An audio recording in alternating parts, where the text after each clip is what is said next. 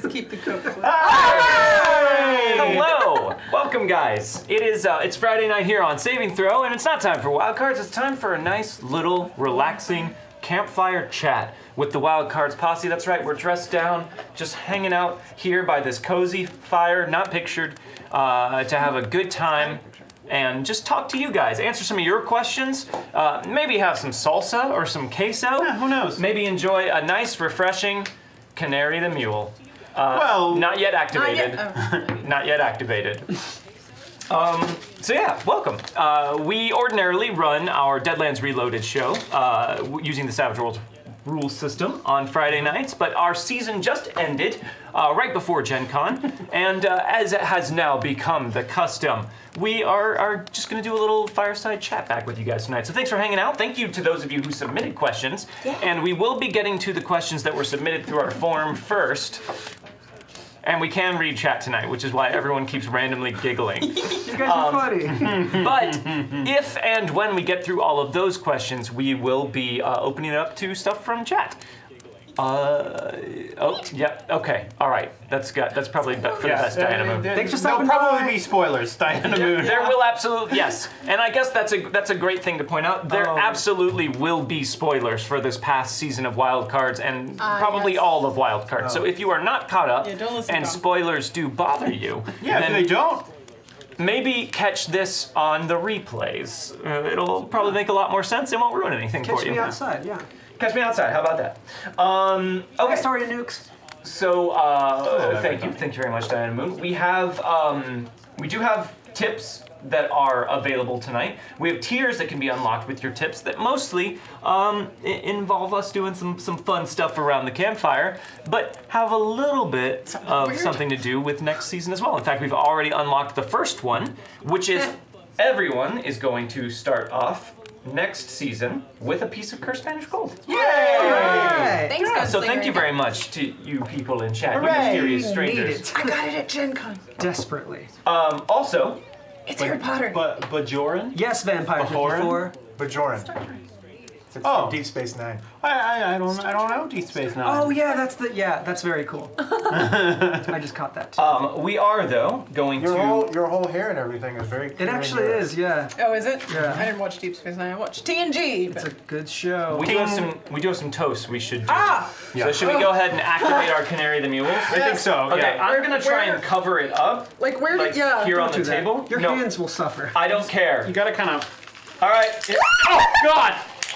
Oh no! Jesus, none of it them all even in there? stayed. I poured it all in at once. We need paper towels over Fuck here. me. That is I want Dom very. to experience some of this. Oh no! Tom, where are you going? It's all in my hands. Oh my god! Oh god, this is way more explosive than it was last time. No, it's not. We'll just eat them off the No, table. it We don't isn't. need those. Oh boy! I need that. My hand. Now we're gonna have the light crackle. Ready? Megan. Megan. What? Oh, huh. Wow, Rob's was a dud. Nothing is happening. How with is that Rob's. possible? They already were popped, baby. What? I don't know. What the hell? You got it. Oh, you got the pre-popped rocks. How is that Yeah. possible? That's really strange. That's right. You can This say is you the like hard Megan's thing. hair. Yours was a dud. You rolled a I got like critical one. fail. Yeah, I got like one You pop. say what? Tyranna didn't like your hair. Oh, thank you. Also, yes, there are pop rocks all over the streamer table now. But don't worry, Megan is going to pick those up. She promised. Megan said she was going to get all of these off of the felt before they melt into the felt on the table. I didn't say that. Felton Melton. She did. Pass me the When paper did I towel. say that? She said it. Melton, how Melton? All right, guys. So we have some toast. So everyone, raise what it is that you're toasting with. Melton. This first toast is a gold toast, that's right, and there's still a few of those available for the free currency you earn just by hanging out in our chat. You can use that to redeem for toasts. 500 gold gets you a toast, there are 3 remaining. Historian of Nukes would like us to toast. Legendary holster in Doomtown Reloaded is overpowered. Legendary holster in Doomtown Reloaded is overpowered. Set them up and knock them down. Thank you very much, Historian of Nukes. Johnny Professor. Oh wait, what just Oh, the happened? gas. Whoa. Was that 5 subs in a row? Whoa. Yeah. Whoa! Hey! Oh my God. Canaries! Thank you for gifting all Thank those you for all the subs. gifted subs. Thank you very much. And King. everyone who has gotten gifted, Wow. welcome. So hype, yeah. Yeah, if you just got a sub, don't forget to let us know who that reroll is going to go to. Yeah. That's right. Thank you very much, Keen. Yeah, it doesn't have to be for this show either. You can give rerolls for next season, No, but you can it also has to save your reroll for it has to another be show this if you'd like. Yeah. Vampire54 would like us to toast. To all the questions answered and unknown, also side eyes. To all the questions answered and unknown, also side eyes. Set them up and knock them down. Thank you, Vampire54. That was one of For our being best metal toasts, cups. I think. Yeah, it was, yeah. Yeah, we For did being really well. metal cups, these don't clang as much as you'd expect. They don't. You gotta really force into it. Yeah. Our Bang. favorite Don't do it, person don't with do two it. names in chat, Gunslinge Randy. Gunslinge Randy. That was another toast. Oh. Oh, Yay! I think that one was Gunslinger Andy's just coming in. I think it was backlogged with all of the gift donation, the gift subs. Oh. Gunslinger Andy would like to toast. Y'all are awesome. Y'all are awesome. Set them up and knock them down. Thank you, Gunslinger And what's Andy. great is that Yo. when we say that, Yeah. we mean it about you guys. Oh, I got it in my eye. It shot right in my eye. Yeah, don't do that. Ugh. Yep. Yo, Ghost I'm Rush, you know, there's got to be a There's something in your fail-safe. hair. It's dangerous. Yeah. Saving it. Yeah, There's okay, some in it's my hair. definitely in your hair. And then also, Oh God. X Diana Moon X would like us to toast to binge watching all 4 seasons of Wildcards in 2 months. Wow. Salute! To binge watching all 4 seasons of Wildcards in 2 months. Salute! Set them up and knock Thanks, them down. Diana Moon. Thank you, That's Diana. awesome. Marathon, that sounds awesome. Jesus Christ. Great. Okay, Now it's and then really quickly, I would like Yes, to say. Gunslinger Andy. Yes, goggles should be. Yes, goggles are a requirement. Thank you very much to Jekyll351 for the resub. Historian of Nukes, thank you for the sub. Gunslinger Andy, thank you for the resub. Double Up Omega and X Diana Moon, thank you very much for the tip. Canaries, thank you for all those gift subs that just went to Stogie Pete. It was awesome. DQ Fan 1, Robert Jan, Dark Fintos, and Shiny Professor. Thank you guys. You guys are awesome. Wow. We're gonna do. Oh, no. We're gonna use a little bad. mad vacuuming. Little man This doesn't seem vacuuming. like the right time to do this. The nighttime is the right time. Wow. The goggles do nothing. The goggles. Also, if you want your rerolls to go to someone, you can post them in the chat. There's a chance we might miss them. You can also whisper them to Saving Throw Show Yeah. in the Twitch chat, and we will get them later on. And don't. Well, I guess you should say that. What? I was gonna say don't talk about the. Do not talk about the poll. Yeah. Last thing. Because we can read chat right now. They can and- read chat, so no talking about the poll. Yep. If we get to a point where there are enough questions built up about the poll, I will make all of these guys leave the room and I will have a brief one-on-one conversation with you guys, but we'll get to that later. Let's go God. ahead and dive in. Let me just make sure we're caught up on everything. We are caught up on tips. We are $10 away from Dom having Funky Peach Salsa Vikarov bought on the internet. I got Ghost Rock on my shirt, so I expect the studio to reimburse that. It's in your chest hair. Well, that's mine. You got that from home. Okay. So, is everyone ready to talk about some wild cards? Yeah. All right, let's do it. I'm always ready. You got a week before you have to. Yeah. I know. I You don't sit know. on that. She just comes out sometimes. Yeah. Also, don't talk about the poll. Yeah. That poll either. Let's not Festivus. talk. You gotta warn us if it comes not up there. Festivus. Just tell us to look away. Okay. Yep. Okay. So our first question. This comes from Gunslinger Andy. Moving forward. Gunslinger Randy. sorry. Oh, Gunslinger okay. Andy. Moving forward, what would you like to see/try in the future? See? Like system-wise or just like in the I game? mean, answer that question how you will. Yeah, let's go with in the game. Moving forward, what would you like to see or try in the future? Going into this final season of Wildcards. Oh, I mean, so poppy. I know, this is, and when we did this last time, all the comments were like, that's way too loud. And then we're like, let's do it again. sorry. It's fire. Settings. It's crackling. Setting system, etc. So you're talking about after Well- Wildcard. So in that case, let me come back to this question. Oh, Thank you, Vampire thank you, 54. Vampire. Thank you for the tip. We will come back to this question, Gunslinger Andy, not because I don't want to talk about it, but no, that it's the crackling fire. But because I want to focus on the upcoming final season of this campaign of Wildcards, and then we will talk about at the end what might be next. Thank Canaries, thank you for the Canaries. tip. Okay, let me update that real quick. You're right. By the way, chat, if you say, haha, Jordan, neither of us know who you're We talking don't know which about. one you mean. JP. Thank you very much, Keen. Or Marshall. By the way, I have to say that the peach salsa smells like a men's locker room. So Oh my god. Oh, let me smell it. Yes! A bright star Venus. Yeah, that doesn't smell great. Well, don't. Smell it. Oh, it's like tomato peach salsa. Well, yeah. Yes, this is the final season of this campaign. Yes. Season 5. Don't worry. We'll talk about that a bit more later as well. But first, I'm very worried. we have unlocked the next tier. Whoops, I forgot to change the. Hold on. While I say this, let me update these because they're all wrong.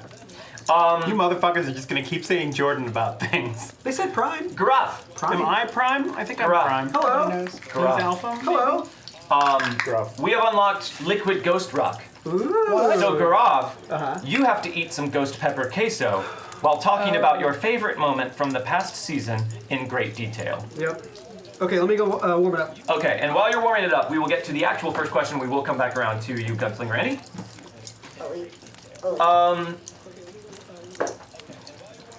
Okay, and this next question is from BSB Care, but also relates to that, so let's get to the next one. All right, here we go. We'll come back to him, everybody. We will come back to him, don't worry. From Double Up Omega, if you had to murder 3 Patreon NPCs, who would you kill first? Well, I'll say Clem. Clem? Okay, that's an easy one. There's Which one was Clem? The snake. Snake guy. The snake Oh, guy. yes, we did murder Clem. Or Clem got killed. Technically, Gretchen murdered Clem. That's right. Yeah. That question of Barovia, it starts next week. We'll mention it at the end. You can see all that. Anyway, sorry, go on. If you had to murder 3 Patreon NPCs, who would you murder? All right, well, Who would you murder first? I think I've got an obvious answer that nobody ever let me live down, which is probably Archie. He was kind of a dick, Archie? right?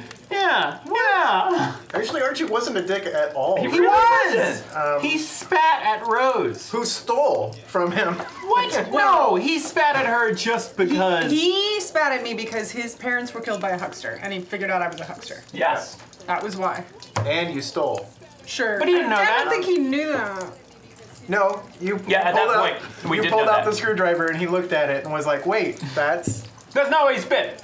That no." ain't why. Wraith42, we are going to answer these pre-submitted questions first, so save those for the end. We will open it up to questions from chat. Yeah. So the question is, if you had to murder 3 Patreon NPCs, who would you kill first? Megan said Clem. But I like them all. Jordan said Hello. Archie. I didn't meet Archie. Oh, yeah, you weren't there for Archie. I wasn't there for that. I shot at him. I'll say that, what was her name?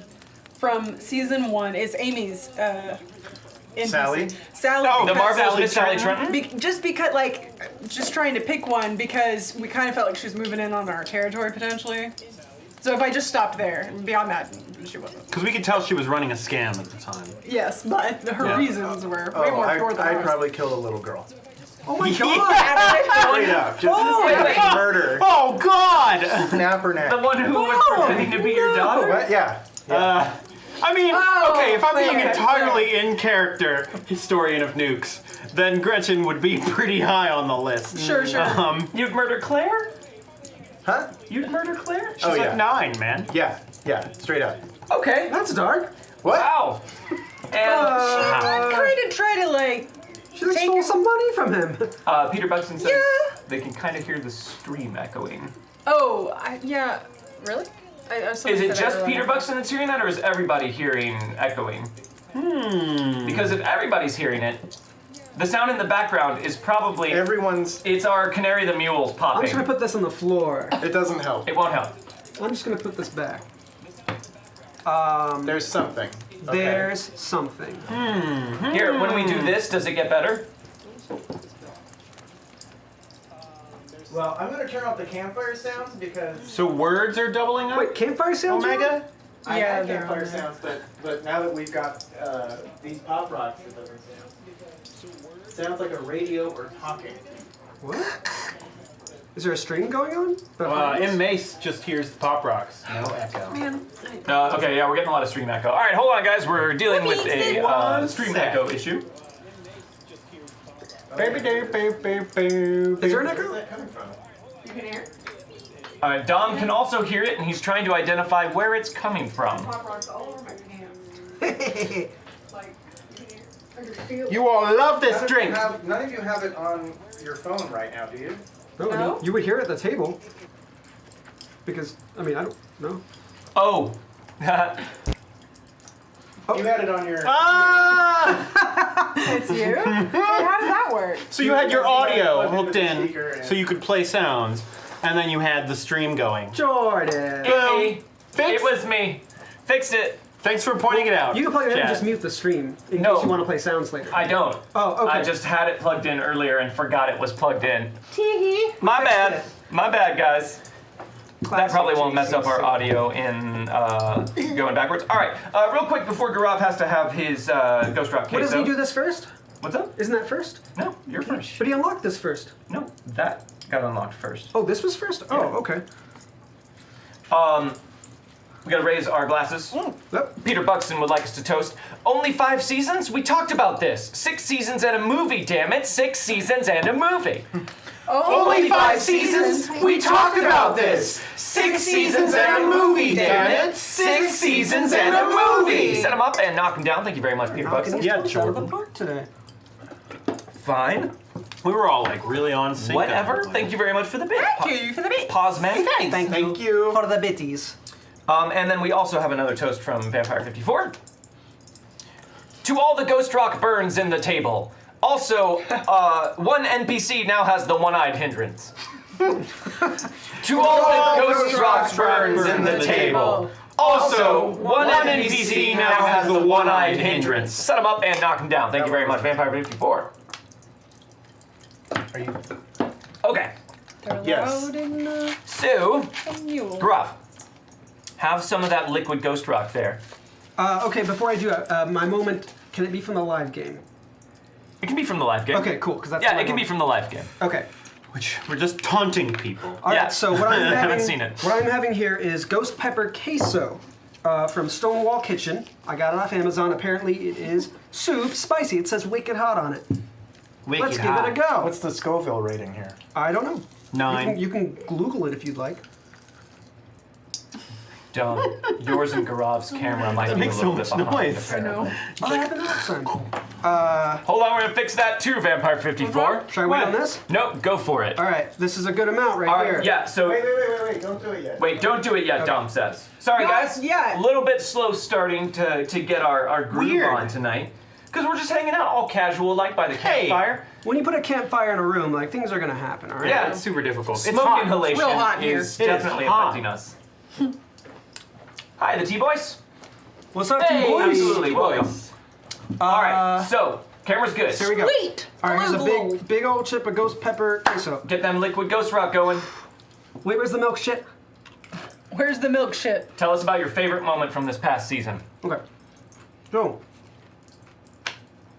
during the live game at Gen Con, we had a moment where we had to go through this, had to get to this monument. Keep going with the eating them. Okay. And basically, the riddle or sort of solution we were given to get there, the hint, was that we had to work together to get there and sacrifice something to get back, to leave. I'm sacrificing something right now. And so Hal was like, I don't know what that means, you know, working together, but maybe we could just like hold hands or something. And everyone was like, that's stupid, Hal. That's cute and it's very nice, but it's stupid. And so we tried a bunch of things. And eventually Chaos showed up and was like, you guys just listen to the guy who was talking. Hal said the right thing. You should hold hands. And we taunted us a lot and made them feel pretty bad about it. But it was pretty much, yes, you should just hold hands is what all it was. It was just be friends. Be simple, friendly friends. And I just thought it was very justifying. for me to make it in character choice. And I asked Jordan, like, was that actually like the thing to do? Like, was that the solution to the riddle? Like, you didn't add that in afterwards? And he's like, yeah, no, that was actually it. You just figured it out by being a very nice, sweet character. A very nice boy. So my question is, if we had just been like, okay, and agreed to do it, as soon as he said that, would you have been like, I don't have enough material for the rest of this? No, I had plenty of material. Okay. Yeah, I had to cut a lot from that show.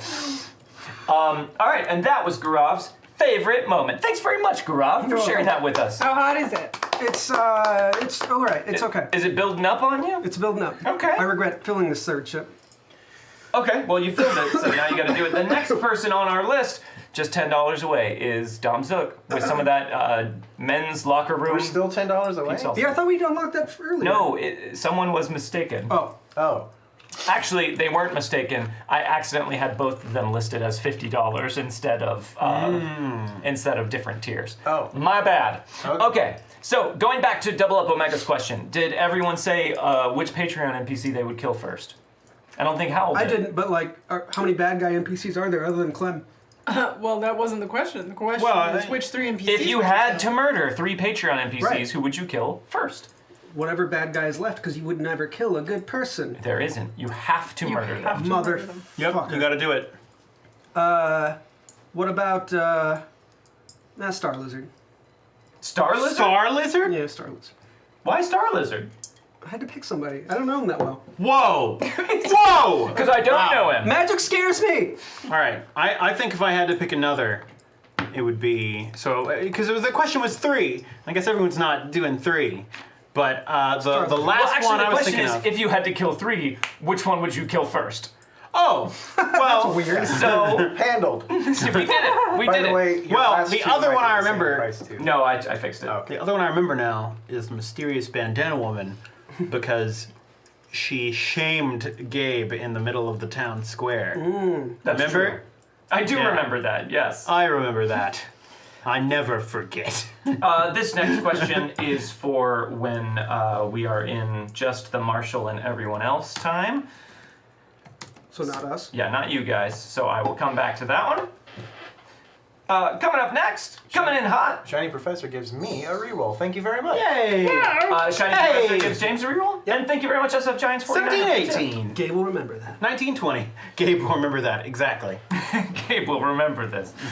Let me write down Shiny Professor gives Dom a reroll. Awesome. Thank you, Shiny Professor. And I believe that tip ups us to the Dom level. 17, Dom 18. level. 17, 18. Oh, he meant 3 each. And he tried to change it because he realized there were cop-outs. But I'm glad. I only had to pick one person. Okay. Hold on. I have to do some math, and while I do that, you go ahead, Dom. You are going to have some corrupted peaches. okay. James Bogue, played by the great Dom Zook. Whoa. So what you got? Just so everyone... What? Thank you very much, Anjanetta. Thank you, Anjanetta. Dom has to eat some weird peach salsa that Gaurav bought on the internet, and while talking about his favorite moment from the past season in great detail. Okay. By the way, guys, this peach salsa smells like a men's locker room. Does it taste like a men's locker room? I wouldn't know. Fair answer. Delicious men's locker room. Talk while Okay, eating. it's not that bad. Okay. I suppose my bit was probably the sorry, spoilers, dealing with the Baron at the end. And having the that confrontation, because that moment of, do I invoke my death wish hindrance and doom everyone to die? Or do I, let them go and stuff like that? Like, that was a real heavy moment for me.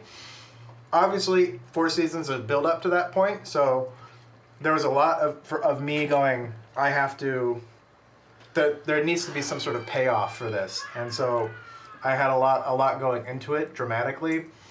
It was a hard thing for me to play off, but that was, I really enjoyed that.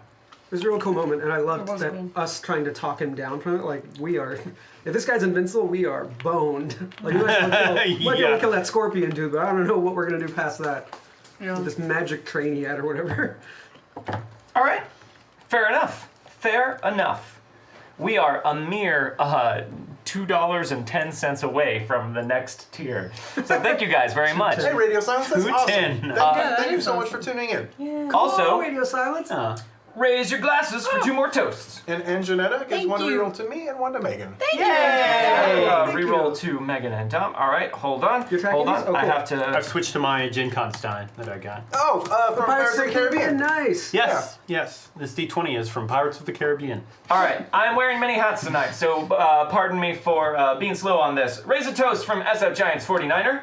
A salute on Wildcards, the best RPG show on Twitch. Aww. A salute on Wildcards, the best RPG show on Twitch. Set them up and knock them down. Thank you very much, SF Giants 49er. That's very kind. Thank you. Also from Vampire 54, Yep. the Power of Peach. The Power of Peach! Set them up and knock them down. I Thank love you. Princess Peach too. Yeah. Oh, thank you very much, A Bright Star Venus. I appreciate that. I hope you meant me and not Jordan Bridgen. And Canaries. Thank you very much. does Canaries. do Yeah, I think he meant that, Jordan, that time. He does do horror really well. I don't know, Jordan. I'm very jealous. All right, guys. We have hit our next tier level. What's this one called? Yeah. Liquid Ghost Rock 2. What? Just me suffering the whole night. It's you again. No, eat this time everything. we passed the Liquid Ghost Rock over across the table to Gabriel Pryor, played by Jordan Pridgeon. All right, And you whoa, need to what eat- are you doing? No, You I'm not monster. gonna do that again. That was a mistake last time. but he seemed to have a pretty okay time with it, so you should really lay into it this I time. will. Tell us your favorite moment from the season in great detail. Did I have a pretty okay time with it? You seemed like it. I'm gonna let one go down. I'll start talking. Ooh, this is hotter than you maybe made it seem. Did I? I thought it was pretty hot. Yeah, that. You were like, it's okay. I wasn't screaming, but I mean, I can handle heat better than everybody here. Wow. Okay. There were a lot of moments.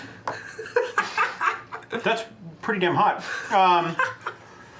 There were a lot of moments I really loved in this season.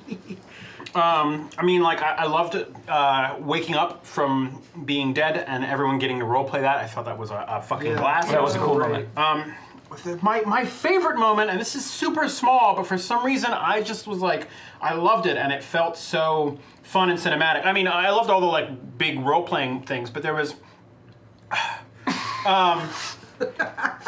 just one moment where the cannibals showed up, and I had been in the window with the gun, and when it was like, okay, we're not going to discuss anymore, you were just like, Gabe, and I got to like headshot the guy who was doing it, and it just felt so That like was so That's right. cool Western, very you know? early on. I forgot about that. That was very early on in the This season. season, I feel, had maybe the most cinematic moments. I feel like season 3 had a lot too, but season 4 I feel like there was a lot in there that I really got a clear picture of it. Yeah. Yeah. Well, and again, I feel like there were moments that I would say overall were better moments and were great. Like I think the proposal and breakdown between Gabe and Rose was really fun to play, and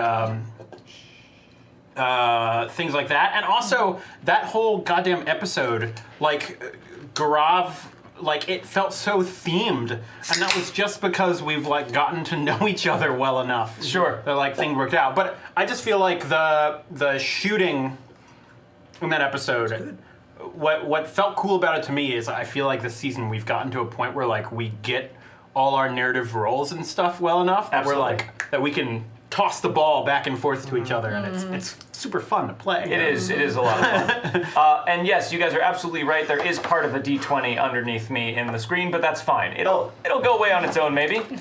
Grub gives a reroll to Howl.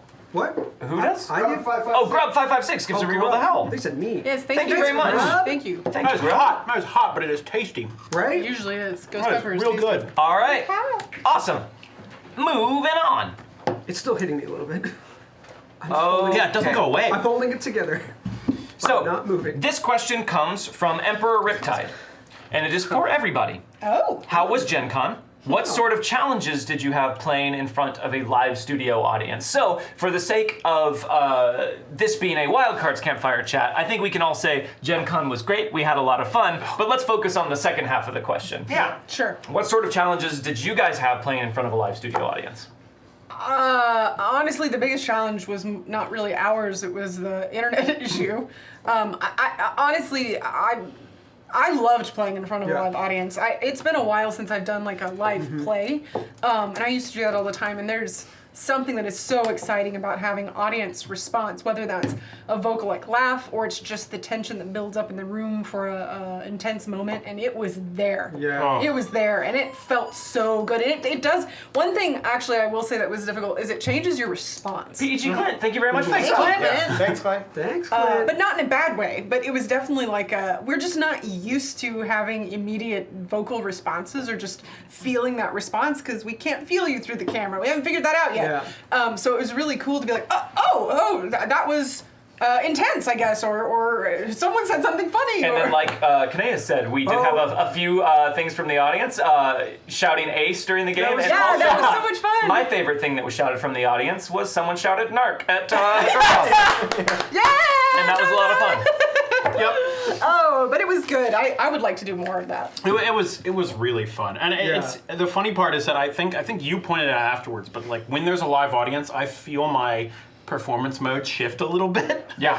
Like it's hard not to like ham up It things is. that are getting a good reaction sometimes. sure. It can be Yeah, hard, definitely. especially when it kind of took me off guard because it's not like I haven't experienced that before. But like I said, we haven't for this show. It was just such a okay,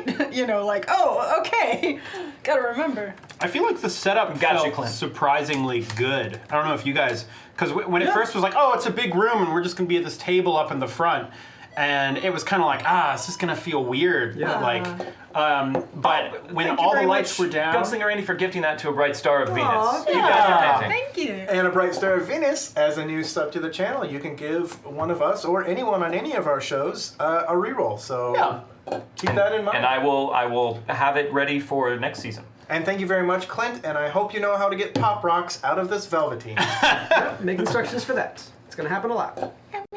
I think that was one thing I was worried about going into the show was how audience feedback might change the tone of the show because I knew I wanted to take it to kind of like a darker place by the end of it. But I feel like you guys came along with it as you so often do because, like Jordan was saying earlier, at this point we're pretty good at throwing the ball to each other and everyone knowing what they need to do to catch it. And I think it worked out really, really well. To me, it was a huge heightening element having the live audience. And honestly, ways. like props to you for making it an episode where we got to highlight like the full spread of the cast. Like there was the funny moments, there was the action moment, and there was just like the dark moments. Like the whole, it was just a really good capture of our show, I think. Although I love so Amy Vorpal on Iron Keep came in for just like the last half of the show, which I guess anyone who tried to watch on Twitch also did. Sure. And came out of it being like, you guys' show is real dark. I'm like, there's funny moments. She's like, I'm not sure I believe you. Lint roller, Dom. Use a lint roller. Okay. Yes. All right. So does everyone feel like they've weighed in on that? Well, can I say one more thing about it? Please do. And it's something we had talked about afterwards. It's interesting because when we're just at the table, like there's definitely reactions and stuff, but we have to kind of, like when you're not the person doing the role playing, it's almost like your role at the table is to laugh and react and listen to the things the other people are saying, to act a little bit like an audience surrogate there and create the tone in the room. And it was so interesting having an actual audience to do that, you know? Yeah. Yeah, it was really cool. It was a very cool experience. I would love to repeat it. Yes, absolutely. Thank you, Emperor Riptide, for that question. Let's move on to the next one. Did you get Bright Star of Venus's reroll? Bright Star Venus. I did not. Who did they give their... To me! I'm their favorite. Yay! A Bright Star of Venus to Howl. Thank you very much, guys. All right. I think I am all caught up here. Next question comes from Emperor Riptide again, and this relates to the Gen Con live show again. Oh. For Howl, why couldn't you go through with it? why couldn't I go through with killing my wife in cold blood right in front of me? I mean, like, I can't.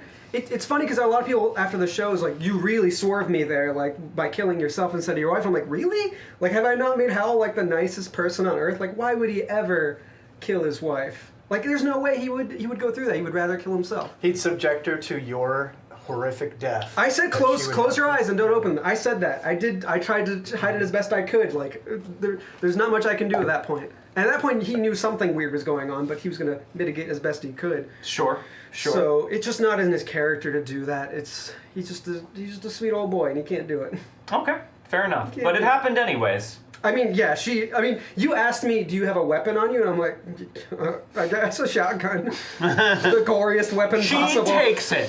Fuck! Oh, God. Yeah. And I couldn't even talk at that point because I had stabbed myself in the neck, so I just, like, I would not be able to say anything. That's true. Just gurgle. So I was just gurgling. That's true. So it was a pretty horrific moment, all things considered, even though I tried to do the right thing. Hal's a sweet baby angel. I'm a sweet Sweet baby angel. Sweet baby. Angel baby.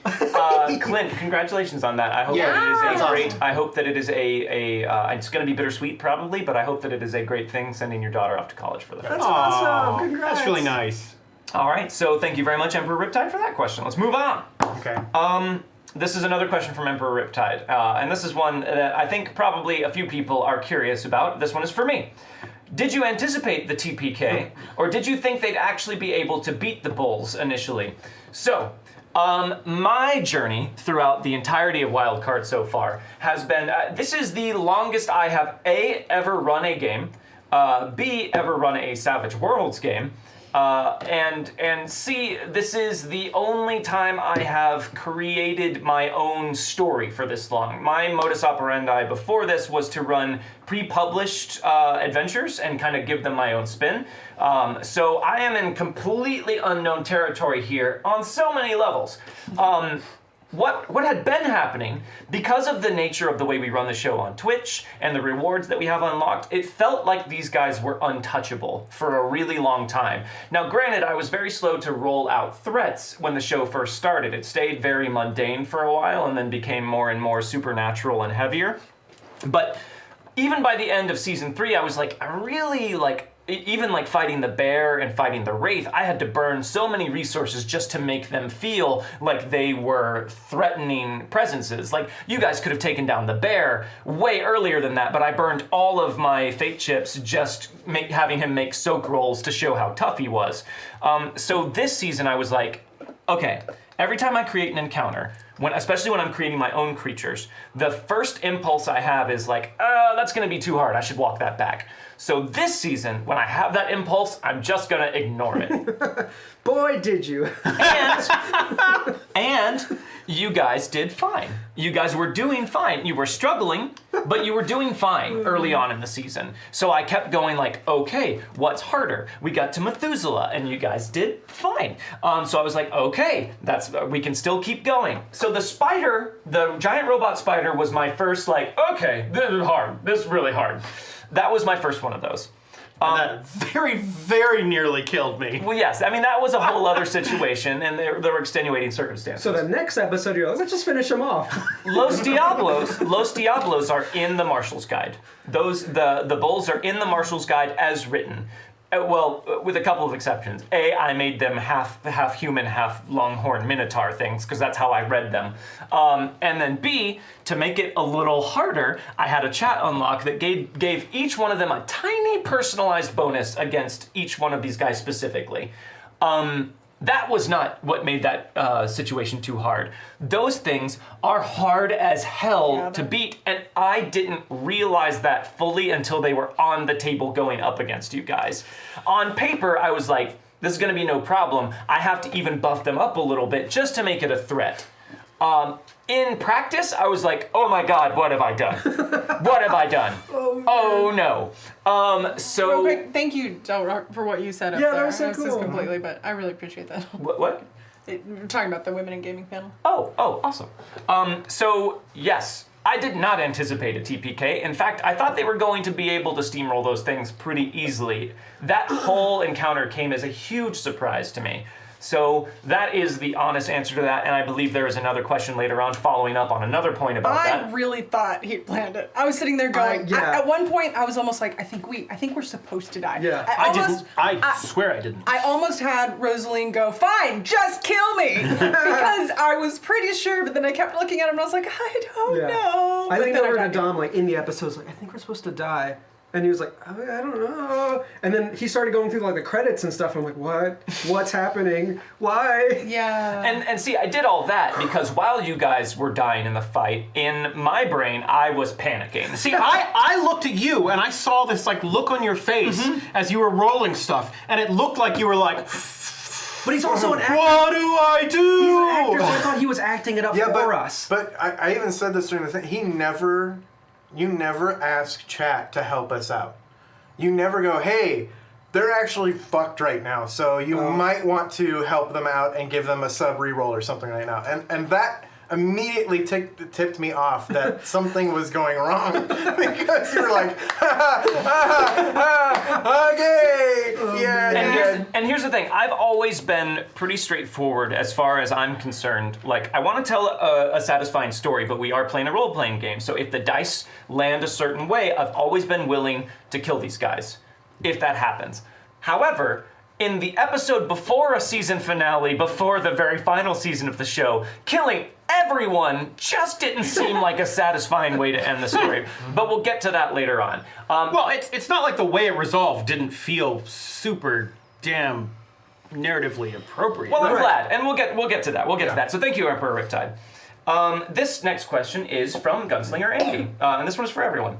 What was the moment you all realized you had a hit on your hands? When did you realize Wildcards was going to be something major?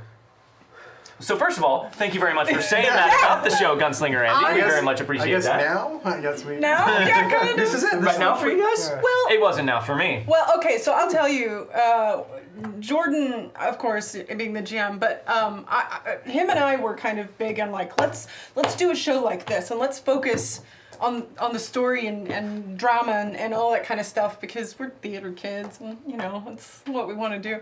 And I feel like we really put a lot of thought, and not just us, I mean everybody, put a lot of thought into kind of what we wanted it to look like, and we got real specific about it from the beginning. But we didn't know if it would work. And I don't know, honestly I feel like in the scheme of things, it did pretty well from day one, which was exciting, but it has definitely grown. Seeing it as a like huge runaway success, it's hard to kind of like, I don't know, Twitch and live streaming is still such a kind of a new frontier in a way, especially tabletop.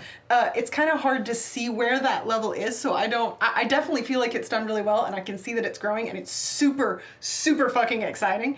But yeah, I don't know that there's a clear moment. Well, you know what? I'll take that back. I feel like season 3 was one, like the beginning of season 3 with our intro and all that stuff was a big turning point. Whether or not it was like, oh, runaway success, but it was definitely, oh, I can see a change, and I feel like it really grew from there and has continued to grow. And I feel like you guys started getting a lot more vocal and things like that at that point. For me, that was the moment when I got into the Saving Throw Discord and in the Wildcards channel and finally like got in there. Right. For me, that was kind of an eye-opening experience because I was like, oh, there are people from chat in here talking about the show completely like on their own, like they're discussing things that we did and stuff like that. So I was cool. like, oh, this is sweet. I was like, this exists kind of beyond what we just do in the room on Friday night. Like it has kind of its own life outside of that. Like there are people that are interested in the story and they're having fun like talking to each other, but also talking about the developments. And I was like, that's pretty neat. Yeah. That's really cool. You know, one of the coolest things though to me is that it's created a mini community of like you guys getting to know each other. That is just like... Yes, Canaries is absolutely right. The Wildcards Discord chat is popping off at all times. Yes, it is. Yeah. Which is just Always blows my mind. Well, it blows my mind that we can do that. I mean, it's not like I'm like, oh, I'm incapable of it, but I think part of my brain thinks that, you know, so it's kind of like a, whoa, really? Yeah. Yeah. It's that for me, I was like, okay, this has stuff past us. This has grown past just us thinking about it, which was really, really cool. That's the ultimate for an artist to me. That's the ultimate thing I want from my art. Yeah. Anybody else have God, I had like, I feel like we've kind of already said this, but I feel like from very early on, I knew we had something kind of special just because, like, as soon as we showed up to the first one, you could tell everyone was, like, excited to be part of it, and we were doing something neat. And it didn't get anywhere near the reaction it gets now, and, like, we didn't have the community around it, which has just been amazing. But, like, it felt really good from, like, the first season. And just the fact that every time someone was like, so, what if we kind of do this? Yeah. And it was like, is this too bold? And everyone's like, no, that's what we want. Even just, like, we started putting up the backgrounds and showed up in costume and stuff. And it was kind of like, cool, we're all into this. We all really want this to be something more than just us sitting around a table chatting and making jokes between making role play decisions. Yeah. I think that's one thing that's so cool that, I mean, whether or not it's streamed or not is just a really cool thing that we've managed to do is, like you said, we really did get specific about, like, this is what we want, this is the tone we want, and then everybody here was like, yeah, and we all got excited about it, and we've created, I guess it was sort of there before, but even you were saying the other day, just looking back at the Prickly Tall Stag episodes, how much better we are interacting each time, which is really cool. So it's kind of a good marker of how we've grown as a table and interacting with each other. It's hard to mark that kind of throughout the show, but we really have, like, this as a whatever you're doing on Twitch, there's a different kind of performance aspect, I think, that happens just because you have an audience, and being able to trust the other performers on the stage or at the table is such a big deal, and I feel like we are able to do that really well, and I feel like that creates, outside of whether or not it's successful, outside of this, it just creates a great environment that to me is very successful, just as a game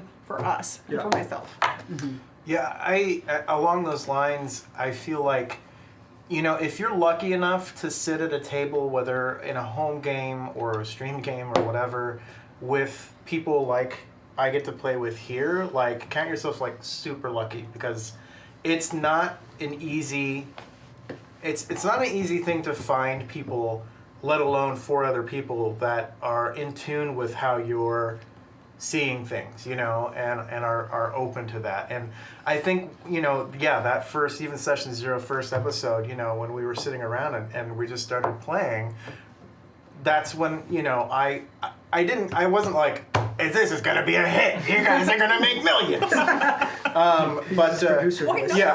that's what I talk. He always sounds like when he's off camera, that's dumb. I have a big cigar and everything, it's pretty great. He really plays it down for you guys. But yeah, I was like, okay, this feels different to me, and it felt unique, I guess, in things, and we've incorporated a lot of stuff from those early sessions into other games and stuff too. So yeah, it definitely felt different to me. It didn't. Like I said, it didn't feel like it was going to be a major hit or anything like that. I still, you know, I don't know. I don't know what is a major hit. I don't know. I don't. But well, you want to know? This is funny. This is one of the first thoughts I remember having about this when you asked me to be on the show. And you were like, oh, and I found out who was going to be on it. I'm like, oh, Dom's going to be in this. This is going to be a legit show. Because I was like, he's the guy who's like behind the camera. And he was like, no, I want to be part of this one. And I was like, all right, okay. Yeah. I got to the party much later than everybody, obviously, figuratively and literally. But I guessed on season 1 for one episode when Gabriel was out. And from that moment, I knew, like, this was something totally different from all the games I've played here, and just home games in general. So after that game, I was like, Jordan, like, if you ever need, like, a 5th, like, just a person that's also there, like, I would just love to hop right in there. And I just kept on bothering him for it, but then eventually a slot did open up, so I was very lucky to be, hopefully, first choice. I don't know if you contacted anybody else. I mean, there was a long list. Yeah, I figured. So you guys got stuck with me. And so at the end of season 2, we were wrapping up a lot of arcs that I didn't really have a part in.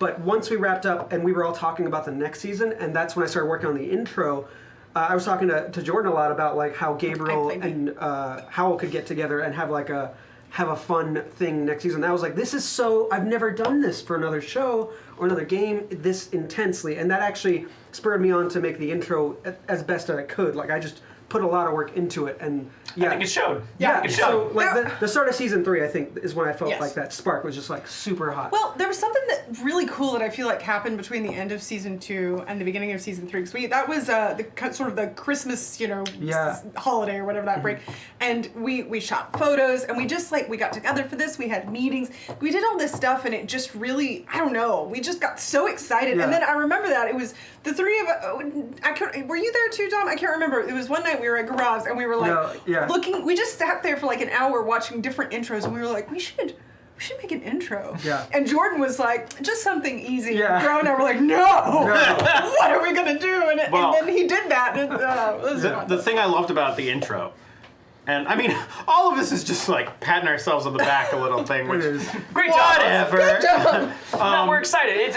I think for me, that's part of why this has been as successful. Just feeling like, honestly, it's great that you guys show up. It's great that you guys support the show. We very much appreciate it. But even if you didn't, this has just been such a fulfilling game to be a part of. Like this has been the most fulfilling time I've ever spent in the GM chair. And I think because we are excited about it, like that's we pour that into the show, and I think that helps up the quality of it. But the thing was cool about once we had like the intro and the photo shoot we did from that is like you'd be like, oh yeah, I play RPGs on Twitch. I play like a cowboy RPG is how I often tell people who don't know what I'm talking about, and they're like, oh, that sounds neat. And then I show them the intro, they're like, oh, Right? you're doing like a real thing. I'm like, it was always a real-ish thing. Yeah. All right, so that is the answer to that question. Thank you very much, Gunslinger Andy. Moving on. Use footage of the Canadian Pacific Historic Steam Engine. It's possible. I pulled a lot of footage from YouTube, so it's very likely I used footage that you've seen before. Okay, so this next question is from Clint, Mystery Roll Black. And that is a reference to a lunch that we had at Gen Con. Oh yeah. He ordered the mystery roll, and it was good. It was really good.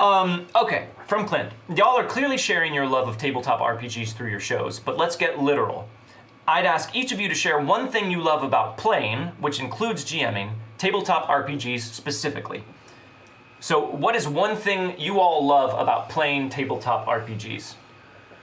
And I'll start, because this is an easy one for me. Sure. And he says includes GMing, so that means I also get to answer. I have always loved storytelling. Like that, for me, looking back, and it's not really until more recently in my life, I've been able to look back and establish a trend here. But one thing I was always doing since the time I was like a real little kid was creating games for other people to play. I was always sucky at coming up with things to keep myself entertained, like had no imagination when it came to me. Is it a roach? But it's not a roach. No, it's cool. We're good. There's just like 5 roaches right now. I would not be here if that was the case. But I always really loved making games for other people to play in. And as I got older and as I discovered RPGs and discovered other people in the role-playing game community, that is why I love GMing, because I love being able to create these collaborative stories for everyone, but mostly I love being able to create games for my friends to play, and I love when they get excited to play them. Like that just creates such a sense of like fulfillment for me creatively. It's a huge deal for me. So yeah, that's my favorite part. I'll say you're asking specifically for tabletop, and I can't really separate what I love about tabletop and what I love about acting, because it kind of exemplifies it in a way that I didn't expect. I didn't really realize until adding the audience aspect to it really helped me see that clearer. But what I really like about performing and playing a game, especially something like this, is the character, is creating some character and then being able to dive down into what makes them tick and why. Why do they have that flaw, or why do they have this, or what is their relationship and why do they act this way in their relationship? And then trying to breathe life into that in an honest, meaningful way is just such a fun challenge for me. And then I also really like the group dynamic. I like in performing and in tabletop, it's kind of the same thing. I love playing off people and getting a reaction from someone and being able to go back and forth with that and creating those relationships. And I mean, obviously that has nothing to do with game mechanics, but I really don't have a mechanic mind in that way. Rules and things are difficult for me. I have no patience for it. I learn through feel, and I like get them and I get excited about it and I'm happy that it's there. But I definitely like that. And then I think what I like that is more specific to RPGs is that when you get a system that really supports your story, it's so exciting. It's just, I mean, you know, people talk about RPGs as really being sort of, maybe not for everybody, but in general, I mean, it definitely is for me. It's a chance to sort of go and be in a world where the things that you do matter. Actually, somebody was talking to me about this the other day. He was like, in my life, I feel like I do stuff and I'm just spinning my wheels, nothing matters, but I can play tabletop RPGs and my actions have immediate consequences, whether they are good or bad. I see something that happens from that, and that is such a good feeling. And yeah, it's just cool. It creates drama and you get to like be in your own movie and it's great. I'm going to give a very Howl answer and say that tabletop gaming for me isn't about the gaming, it's about the friends you make along the way. And it's very true for this game. What a sweet baby angel. But it's very true. Listen, like, before this game, I knew probably Dom the best out of everybody. But through this game, I knew you guys before, but just playing this game, I've gotten to know you so much better. Campfire 54, thank you very much for the tip. Thank you so much. And now, Thank you so much. Before this, like, we didn't spend time hanging out, but like just outside of games and stuff. But now we do, and it's just so cool to have built this very strong friendship with everybody here. And it's just one of the things I love playing this game and any tabletop game is the friends you make along the way. You know, like the friendships that you'll remember. And then even if you see them 2 years later, like, remember that time in that game we did that thing? You'll always have this weird connection that most people can't say about most things. Yep. It's a family. Yeah. It's like a show family. Yes, That's exactly. what it is. That doesn't go away. Let's finish answering this question for everybody, but then we've unlocked the next reward tier. Thank you guys very much. Okay, I'll keep mine kind of brief, but it's actually sort of similar to both you guys' thing. My like performance background is mostly based in improv comedy and Shakespeare, were like the two things that I really love to do the most. And what really called to me about improv comedy, and especially as I got more into long form and like somewhat narrative improv, was like the moments where everyone's on stage and you know that this is what you want to happen, and without saying it, the other people pick that up too. You know, and if you've never done any improv, you've probably seen it happen, and it seems like fucking magic. It feels like magic when you are on stage really and does. it is happening. Yeah. But Thank you, that Gay Ginger, for the bit. you. Sorry, Thank I you. hope you get out of the McDonald's drive-thru soon. Oh no. But the thing is, even in comedy is great, and I love it. But most of those shows are kind of a quick thing that's there and then it's gone. And what RPGs do is they let you have that same like mind connection that happens where everyone just like gets what you're going at. You're telling a collaborative story, like you said, but you get to earn it on such a bigger level than you did BSB before. Thanks, BSB Thank you, BSB Care. Yeah. But you earn it on such a higher level. Like a moment that feels earned 4 seasons into a campaign. Yeah. You like can't buy that. You could never do that in a single session. Yeah. Yeah. It feels so cool. Yeah. It feels good. It feels emotionally satisfying. Yeah. And in a way, it's like by doing this RPG stuff, especially since we like have all just agreed we're gonna take it seriously when it needs to be taken seriously. In my mind, it's kind of like we've taken what I liked about Shakespeare and stuff, where like we can let things be epic and let things be cool, and the same, stuff about improv comedy. And for me, it's like this is perfect. This is just RPGs are where I want to be. Yeah. It's like drama improv. And yes, Yeah. DJ is so Phoenix, cool. this is going to go long. Probably. we'll be here till Thank you for tomorrow. Yeah, I would say, I mean, I agree Do you with, like RPGs? well, JRPGs. Okay. Yeah. Dating sims? Yeah, for sure. Notice me, senpai. I have. I've said it before, I'll say it again. I love the cinematic nature of RPGs, and I love being able to. I mean, Jordan knows this. I came to him with the whole Baron idea and everything. I had a backstory planned for Bogue, and I had this whole thing in my head about how it was going to go.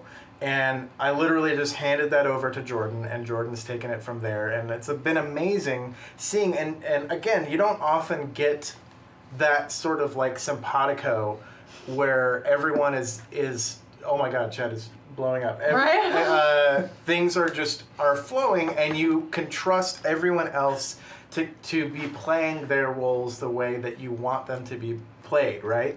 And RPGs are great because everyone plays a different way, and all these different styles are coming in, systems are different, all that stuff.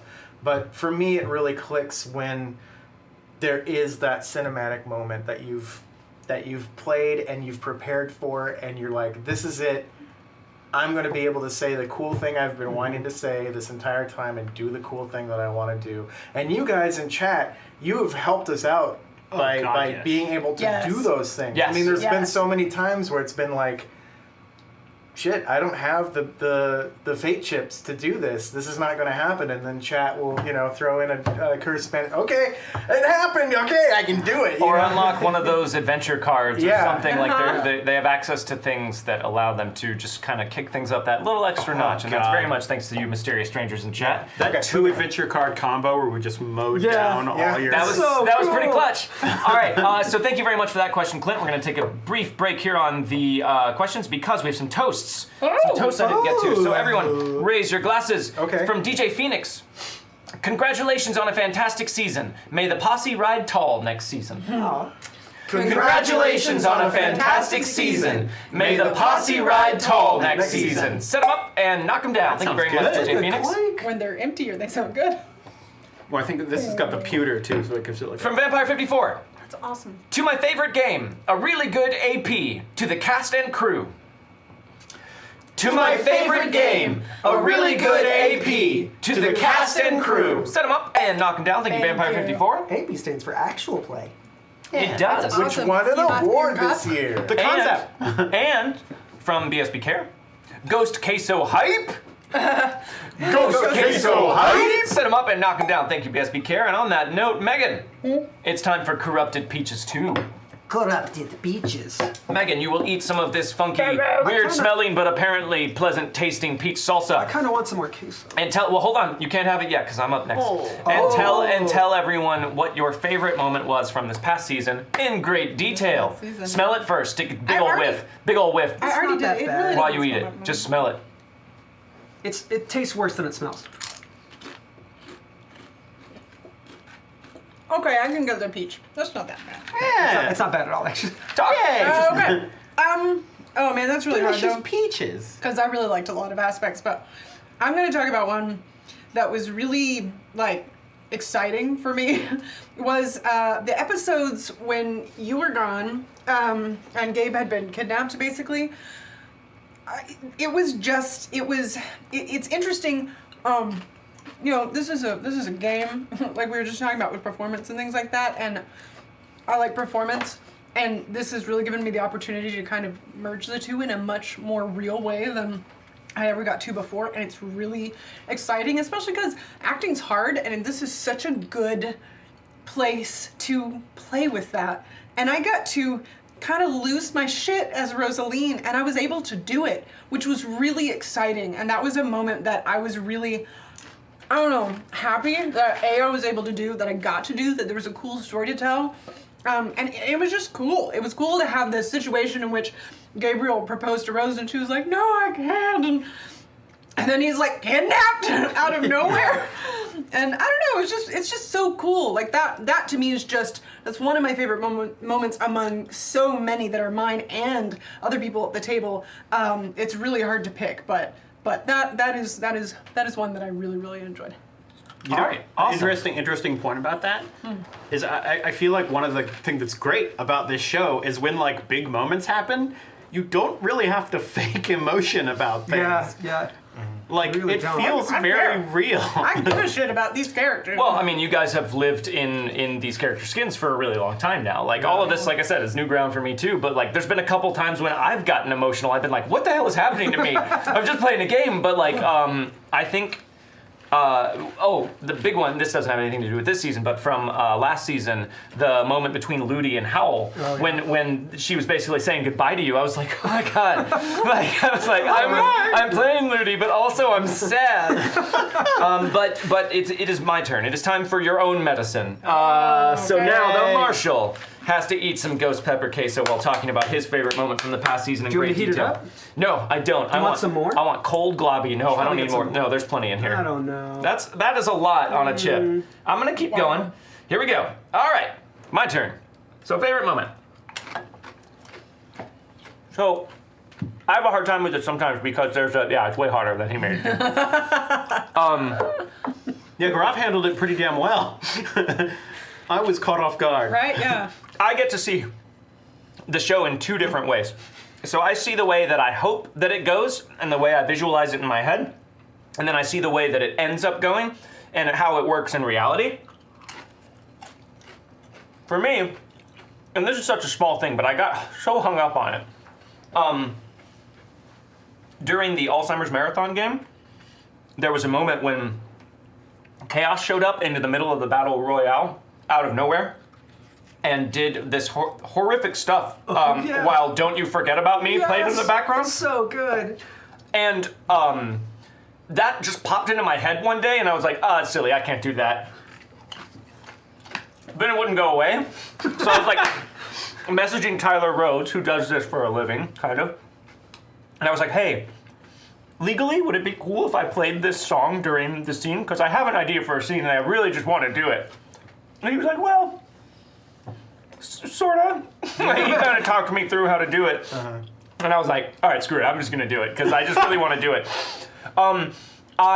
In the moment, didn't work it out the way that I saw it going in my head.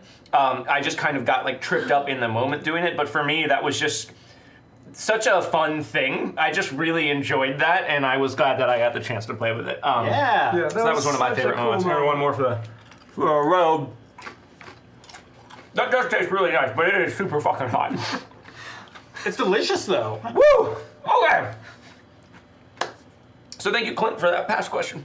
You turned into Bill Clinton right there. Thank you very much, Clint. Clint, was a great question. Thank you very much, and I appreciate it. All right, next question. From Scott Thulu. Will we be seeing more Jeremiah Stibbins? Jeremiah Stibbins will be back. I'm gonna find a reason to bring Jeremiah Stibbins I'm back. gonna say no. We need to end a credit sequence and then just fade up. Jeremiah Stibbins will return. Wildcards Season 5. At the end of the show. But now that this question has been asked, I'm pretty sure we will see more Jeremiah More Stibbins. than likely now. It's fun to do crazy little side characters sometimes, because Gabe is supposed to be a character who, you know, has had many identities, so it was fun doing. Yeah, and like in his head, he thinks that he's really pulling one over on people, but actually he's just like, I'm this crazy character. Like, he's not okay. Everyone's like, what's wrong with this guy? I feel like I should help him because I should tell him. yeah. This question comes from Ben Con Nguyen. Beacon. Beacon, 29. Beacon. Counting all of the seasons, what villain is everyone's favorite? What is your favorite villain from any and all seasons of Wildcards thus far? I think Chaos is. Yeah, Chaos is so good. I'd have to go with Chaos. Yeah. It's hard to beat Chaos. It really is. I mean, I could make arguments for all the villains. I feel like, but but Chaos, I think. Okay, since you guys all had the same answer, who is your second favorite villain? The Wraith is my favorite visual villain. He was brilliant. The image of the Wraith with his like extra knuckles on his hand and the like glasses and stuff you used for it. It just creates like a very like creepy, fun image to me. So I like the Wraith a whole lot. I mean, I like the Blackwood Society, but Oh yeah, that was cool. we didn't necessarily spend a whole lot of time with them, but I really like dark things in general, and they felt so like dark and haunted and I don't know, creepy, magical. and also they're still pretty like, we don't know much about them. Like a lot of it is, just, they do this, they deal in that, they deal in dark magic. It's essentially what we know. There's some secret society, and I love secret society stuff. So. And I like doing stuff like that. I like introducing characters or organizations that just hint at much larger things and then being like, and we'll never see them again. Yeah. Just to kind of give you guys at the table room to kind of create the world out from your own point of view. Yeah, but I mean, that's great in any way. If like in Mad Max Fury Road, there's a scene where they're driving and you see these people who like walk through the swamp on stilts. Yes. And that's all you see of them. Yeah. And you're like, there's a whole fucking society there. Yeah, that's so cool. Yeah. I'm gonna steal Downs and say the Baron, just because I wasn't expecting. I wasn't gonna say the Baron. Well, I'm gonna say the Baron then, because I just wasn't expecting someone. I mean, it was just so cool how he just disregarded us completely. We did stop his train, but he was like, "What? What do you get out?" We were like bugs to him. Yeah, it was such a cool thing, and being intimidated in that way without like him like making a move. Like he had a henchman do something, but he was just like, "Go ahead, hit me. Are you done? Can you leave now? Please leave." And like from season 1, we've essentially sort of, the Baron has been a constant in one way or another. We've not constantly been after him, but like, and then to show up and we're like, we killed all your people and they knew we were coming. He's just like, who? Where? It was so like, I don't know, like that sounds horrible, but it was like so cool story-wise. Like that was just such a cool, like, it's cool to have your characters beat down sometimes. Yeah. It felt like this whole season, our lack of success near the end of it felt like a really good thematic like element, Yeah. Well, good. Sure, but Because sometimes I worry. Yeah. Done? The prairie ticks. Oh. They were a lot of fun. The Baron was neat. My character is intrinsically tied to the Baron. I can't. It's just there's no question. But the prairie ticks, I thought more than Methuselah, more than a lot of the I guess lesser villains that we've run into. The prairie ticks have really created such a memorable moment, and that was one of the first, I feel like, kind of horrific things that we sort of ran into that was like big time. And we're like, wait, it's going in our mouths? It was also it was also Fuck. one of the first like Deadlands world at large things that you guys encountered that worked like. No, they just go in your mouth, and you're like, "What? I don't get to soak this?" And I'm like, They're like, "No, no, you don't." Yeah. find some castor oil. Yeah. Good luck to you. Right. Yeah, I like that answer. They were a lot of fun for me to play with. I'd been waiting to bring them into the game ever since I first read about them. This next question is from Los Diablos and the Herd. Oh shit. We are sorry for being so violent, but remember the good times. That's not a question. It's but not. thank you, Los Diablos and the Herd. Yes. Maybe it was like, remember the good times? Do you remember any? Do you remember those? I love body horror, DJ Regular. There are no goddamn landmines. That was a really good moment. That was season That was 3. really great too. Yeah. From everyone at the table, that was just such a great microcosm of all of their characters. Oh, that was so much Does fun. anyone know where Megan went? Should I think you ran to the bathroom? She went to the bathroom. Okay, great. Let me see. She would love the landmines moment. Yes. We don't have bathrooms. She would say, oh no, where did she We've go? never had a bathroom. Megan's never been. Who's Megan? Yeah, good question. Oh, Megan plays Rose. Oh, that Megan. Oh, that. Oh, Megan. Rosaline. I thought Oh, my Megan- wife. Oh, Because there's a Megan that My died wife. like 40 years ago. Oh. Yeah. Sometimes people see. We Different have Megan. another question. This one is actually a question from Scott Thulu. Not sure if this has been addressed before, but ever thought of doing like an Elseworlds type game with the same characters, but set in Deadlands Noir or Hell on Earth? So that's an interesting idea. Not continuing the timeline forward, but doing the same characters in Deadlands Noir or in Hell on Earth, like sort of transplanting them. Like, what would James be like in post-apocalyptic West and Like things almost like that? a Marvel 16 what if? whatever Sure. thing. That's an interesting idea. The one Elseworlds that we happened on before, Beacon 29, thank you for the gift of the sub. The one Elseworlds we happened on in the last Campfire episode actually was what would have happened had the Posse accepted Chaos's offer, and that is something I would still really like to get a chance to play with in the future. I think that would be fun. Yeah. But yeah, I don't think we've thought about doing something like that, but maybe we will now. Maybe we'll add that to the list of things to maybe do. I'll take some notes. We'd all be interesting fits for like a Deadlands Noir setting or something like that. Yeah, for sure. Thanks, Scott Thula.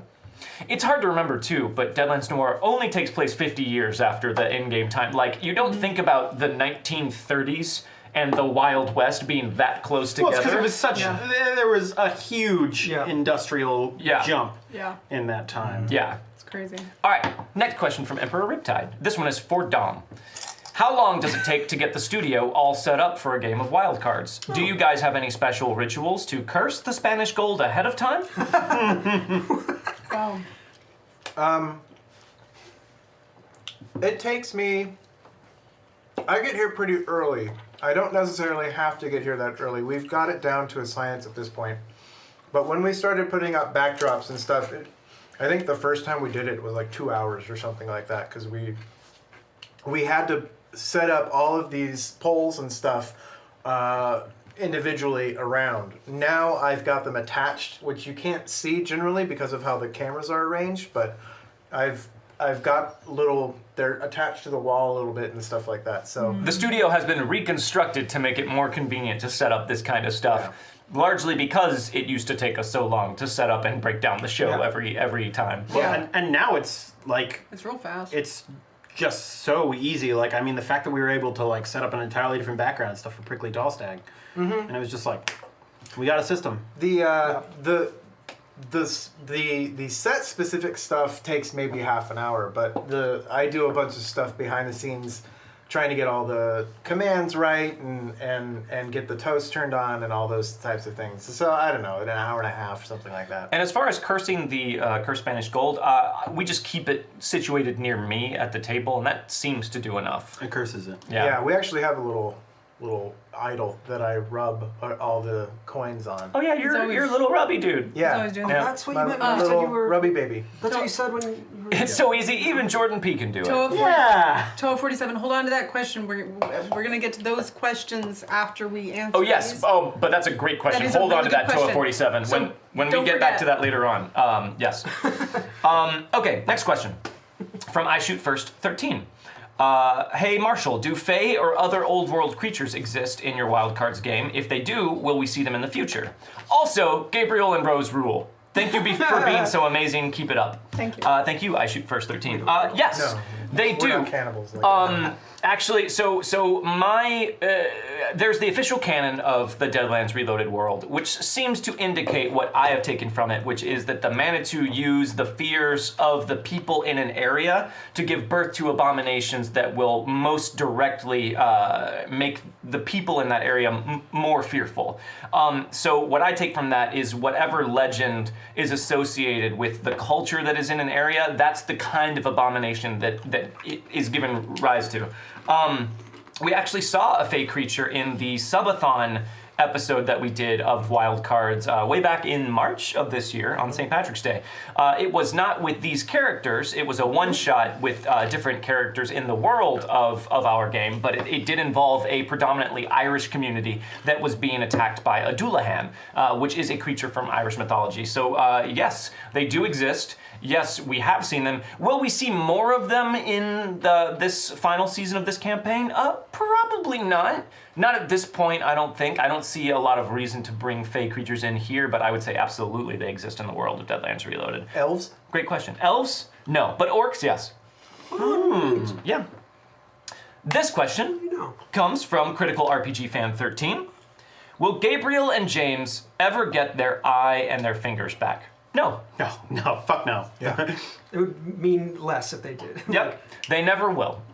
I guess technically, if I were to just pump all my edges into getting the extra power points I'd need and getting greater restoration or greater healing. If you took greater healing, you would have could heal one them. shot to heal and remove permanent injuries on I could give each other. one try. So, but as it is now, I don't even have enough. If I took the spell, I wouldn't have enough power points to cast it. Yeah. So it's not looking good. But you don't get to be a hero in a world like Deadlands Reloaded without getting scarred and burned. I'm not even sure I'd want the characters to like look exactly like to be as whole as they were when they started. What do you later? Did you just put that bottle in the hole that's made for bottles? In the holder? Yeah, thank you. You're making Dom nervous. Thank you so much. And also Gaurav. It was me actually. I put it. You're making Gaurav nervous. So, go on. Okay, this is an interesting question, also for my Shoot First 13. This is for Gabriel and Rose. Would you stay together if you body switched bodies with James and Howell? And if so, who would be James and who would be Howell? This is the weirdest, best question ever. Yeah. Right? First of all, yeah, I think we'd stay together. Rose is like, she's cool with whatever. But it's Gabe. Oh yeah, I think so. Probably. It's very. They're pretty open. No, I think Gabe is far more attracted to Rose's like approach to life and personality than anything else. Yeah, she's very attractive, but I think that her like willingness to use that to like get one up on people and stuff is what made her such a magnetic force for him. Right, Okay, so yes, they would stay together. Who's the now, bodies? who would be James and who would be Maybe, Howell? so I think there's some extra questions that need to go in there because like Yes, because would they it be said- aware of it? Well, no, here's the thing. It's a body switch. So Okay, not so they would only be- is it who would be James and who Okay, would be Howell, Are we assuming we get but to pick? who would think- they jump into? I think Rose would have to be Hal because she would love making him that uncomfortable. Well, I She can't would ever take my love- clothes off now. Great. Cool. This is me now, never nude. The first ever never nude. You cannot give it to me, Toa 47, though. I very much appreciate it. But at It all the goes wild to cards table, I cannot get rerolls because all rerolls eventually go to me anyways. Give it to the table, though, right? Yeah, you could give it to the table if you want. I think it makes sense for Gabe to switch with Bogue too, just because then our bodies could continue to have arguments where we're agreeing with each other. Yeah. And then we can kiss and it won't be weird. It's not weird now. Why are you saying it's weird? Wow. My fan fiction's coming true. I don't like the direction this question is taking the table. I'm learning things I can't unlearn. Oh man. All right, moving on. This question. Cousins and best friends. Okay. Here's another interesting digression from Robot Cowboy 1973. If the game took a hard right turn and it turned out to be in Westworld, who would be a robot and who would be guests? Oh, shit. Which of you guys are hosts and which of you are guests in the park? I think we're all hosts, personally. I feel Bogue is a host. Yeah, I feel Gabe might be not a host. I feel like he might be You a think guest. Gabe might be here like, I am going to pull one over on everyone like I never got to outside of this park. Be a con I man. could see Gabe having shown up and been like, I can be the person Right. who's slightly immoral that I always like would love to have been in the movies and stuff. Yeah. But if Gabe realized he was a host, I think he would be very, very frustrated with that. No, I think Hal is a guest. Oh, yeah. Hal's Oh, wait, a guest. A guest? How's a guest? Yeah, Hal. Sure. He's like, I'm gonna A go white hat be guest. a He cowboy. Went full white hat, yeah. I'm gonna be a good guy. I paid so much money for Why is this. everybody so mean? Why can't we all just be nice to each other? I'm just here to save the world. For those of you who are worried, these are spoilers for Westworld if you haven't They're seen it. not. These are not spoilers. They're not. You learned this in the very first episode, so don't worry. Basically, it's a giant theme park where there are robots who look like people, and then there are people who interact with those robots. Yep. So, What? host, potentially a guest, I could see guest. probably a guest, Yes. Yes. So, if you guys host. I think she and a host. I think Yeah. Rosalie's a She's host straight as up well. a host. I do think it makes sense that both you guys as hosts because you're such you're There's driven iconic- parts of the world Well, of the Western. The scenario. storyline of the Baron and everything feels like a Yeah. storyline. Yeah. that Yeah, very much so. put together. Yeah. Yeah. You gotta help me get to the Baron at some point. And then Hal's like, oh, hell yes, yeah, yeah, I'm I following will. this story. Let me just kiss my robot wife goodbye. Oh no, she doesn't love me anymore. Shit. What a character arc. The shine on you. What did she say? This question is from SF Giants 49er, and the question is, what was the funniest NPC for you in season 4? For all, in season I thought it was. What was the funniest NPC Season for you 4. in Was Was season Robbed 4? in season 4? Or was that Yeah. season 3? I loved Season Robbed. Roped was in season 3. Oh my Yeah, god! that's I right, can't Okay, remember. yeah. Roped was season 3. Who were the NPCs in season? I mean, there were a lot What of a bunch. so I can so. keep track. Let me throw out some Gretchen that could have was one. potentially been funny. Gretchen was one. Pretty funny. There was the random walk-in egg dude from the first yeah, episode. That's it. Walking egg. No funny in the second episode. I liked There were some interesting old bartenders. I Native feel like. American lady Oh yes, yes. Oh, who yeah. like threw blankets over Oh, people. yeah. From the nameless tribe. Yeah. She was cool. Yeah. And then eventually yelled at us and said we had to leave. You're cursed. She was right. Yeah, she's yeah. right. Who else? Who else? I feel like this one's been lighter on the goofy NPCs. It's been a heavy. I had a lot of. I mean, What do you guys remember in chat? Shout out anyway if you remember. the professor, Virgil Price, was sort of like I liked him. half He was goofy, half not goofy at all. He was cool. Yeah, I liked Virgil Price. Oh, you know what I really liked? Is Derek. Do you guys remember Derek from the fort?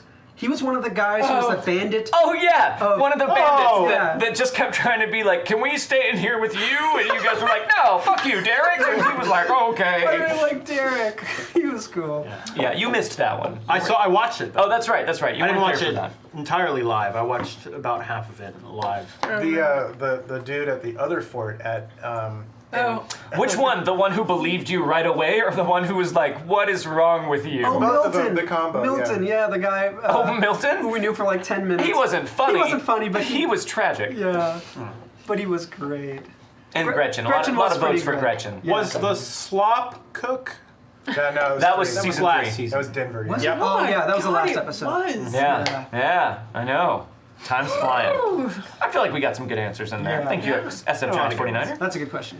BSB Care has an interesting question for the Posse. Which NPC, Patreon or otherwise, would you like to play as a PC? Play as a PC. Yeah. Well, I mean, there's D12 and boating from Addy. Oh, yeah, you gotta pick that. Great. I mean. But No, you finish what you're saying. I think it's God, what's his name? He's got the eyes. Cletus. Cletus. Oh. Cletus, the dealer who can like see truth, or can like he like forces you to speak the truth if you're like looking at him. Or He's a is- pusher. Yeah. He can basically make people do things. Yeah. Yeah. That seemed cool. Who's the guy who had the horse? Shadow. Oh, Brumby Carter. Brumby Carter. Brumby Carter. I think Brumby Carter for sure. I think it'd be fun to play Claire. Yeah. She's kind of a tiny Rosaline in a way. Yeah. Claire would be great. That would be The great. child grifter. But, yeah. Can we do an episode where we all just play those people? That would be a weird kind of Avengers Assemble sort of Oh, thing to okay. get those guys This should be together. Guardians of the No, Galaxy. it would be honest. it would be a Sure. West Coast Avengers. And I'll be episode. Burgermeister Meisterburger. Dom? What was her name in season 3? She worked for the agency. Oh, Beals? Beals. Oh, I know Beals. Beals. Yeah, everyone was all about Beals for a little bit, but Beals no one who? said anything Beals about rocked. Beals. Beals was Hard. great. Everybody forgot about Beals when she was out of the picture. All right. Those are our Great. answers. BSB care. For me, I think it would be really interesting to see what Roped does on a day-to-day basis. Like, what does he do when he's not like locked up in his smoke cave? You know, okay. Well, one thing I think that would be really fun to play as a character concept is like a regular blacksmith or inventor, or who like slowly gets deeper into Weird science. like the pull that Ghost Rock has on the inventor's mind, and so like a roped-like character who like I imagine he was probably like. He was once like you. He was once a blacksmith or, you know, an inventor and stuff, and it like slowly affects you more and more. Sure. I Yes, think that's neat. absolutely. Adelaide. The Adelaide S. Addie. Knickerbockers. She is a Patreon NPC from Shimmickson. Oh yeah, Bandana Man was cool too. I do like Bandana Man.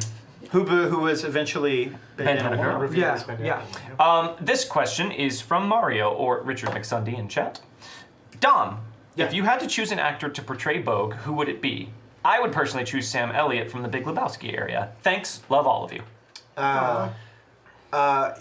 And that question, I believe, as initially presented in our Discord, because I think we all know you based Bogue on Lee Van Cleef. Has that changed at all as the show's gone on, or do you still see Lee Van Cleef for Bogue? Pick a living actor also. But I mean, like, if you were picking Lee Van Cleef now, I'm curious to see what modern actor you choose. If you were a dog, what dog would? Oh yeah, what breed? I might be a pug. Clifford. That's not a breed. Big red dog. Okay.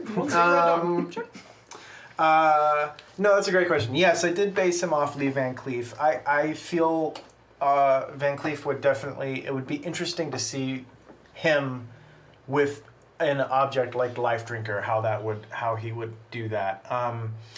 You know, I was trying to give this a little bit of thought earlier. Sam Elliott, for sure. Sam Elliott as Virgil in Tombstone. That would be the picture that I would probably set. I was thinking like a Scott Glenn or would be pretty cool. Yeah, I don't know. I think haggard and I think older actor. I picture Bogue as a bit younger than Sam Elliott as Virgil in Tombstone, though. Is that accurate, or is that around the age that you picture him being? For me, I always pictured Bogue as being in his 40s. So, and Sure. I am also in my 40s, but it's like he's, yeah. What? No. Michael Madsen. Huh. Michael Madsen. Michael Madsen, yeah. A little bit, I could see that. I think he might be a bit too intense and weird for Bogue. Yeah. Like, Bogue's kind of like a salt-of-the-earth, intense kind of guy. Can we go around real quick and do everybody else? Oh, Jokes, I think you have a question Kurt with that. Russell. Kurt Russell is also one. Okay. Oh, Kurt Russell is good. Okay, also, because Grav wants to. Just real quick. Real quick just for say- everyone else, just name your actor. Tom Hiddleston. Tom Hiddleston. Ooh, Okay. Yeah, that's good. Me. Yeah! Yeah, I can't see her as anybody Me. else. I create all my characters like I would for an acting role. They are for me. I picked Dave Bautista. Batista as Hal Melt. I could see that. Yeah. That'd be fun. All right, great question, Rich McSunday. From Mace 134, was the Los Diablos encounter designed as a no-win scenario? If yes, when did you make the decision to create it, and was there a motive other than story behind your decision? No, so we already touched on this earlier. It was not designed as a no-win scenario. It was designed as like a ooh, scary, cool thing that was supposed to be like throw in those of you who watch the show who know the Deadlands lore a bone. Like, look, here's that thing from Deadlands. I did not expect it to kill them, and maybe we'll touch on what I had to do as a result of that a little bit later on. Thank you, Mace 134. I just remember when they like double wounded Bo being like, "We're fucked!" Yeah, immediately. Yeah, I thought that too. Okay. This is a question from an anonymous person. We know how Prickly Tall Stag and the Danger Seekers come in pairs. Thank you, Grub. Thank you. Thank you very much for the tip. Thank you. It's Grub 556.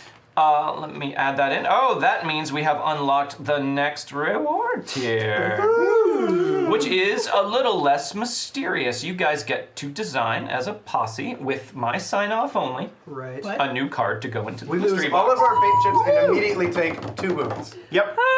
Oh, hold on. We'll get to that in a bit. I'm going to add a final tier. Thank you, Chad. Make that mystery box a little better for So we will do that. We will do that at the end. Make sure to remind us if we forget. But I am adding one more tier. Guys, this fire's getting a little out of control, so let's wrap it up. Can I have more salsa? What? Can I have more salsa now? No. Yeah, you can have some more ghosts. I've been eating it. It's really good. Taste It's very good. Okay, Very we know how Prickly Tall Stag and the Mix Danger them. Seekers, pairs, feel about quickie babies. How does the posse feel about quickie babies? The posse, well, Rose is like, what the fuck are you talking about? I have better things to do. There is no quickier baby than Bogue. Well, babies ain't supposed to be quick, also all right? So if they're quickie babies, I don't want to be near them. Yeah. Gabe is strongly against. Strongly against quickie. Well, there you have it, guys. Yep.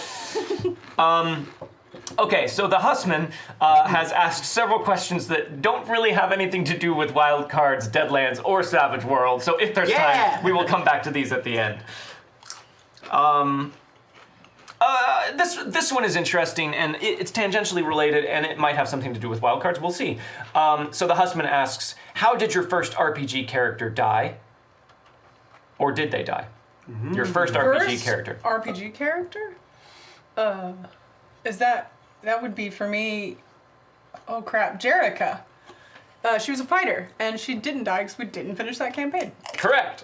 We did not.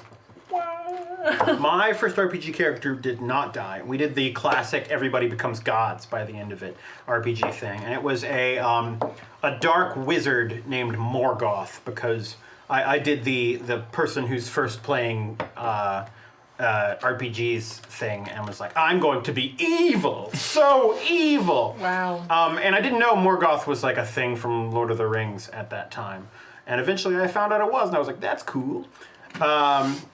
And that was back when we were playing 2nd edition, actually, and we were very barely using the rules. But eventually we were all just so powerful that it was like, cool, kill the gods, become the gods, that's the end. Dope.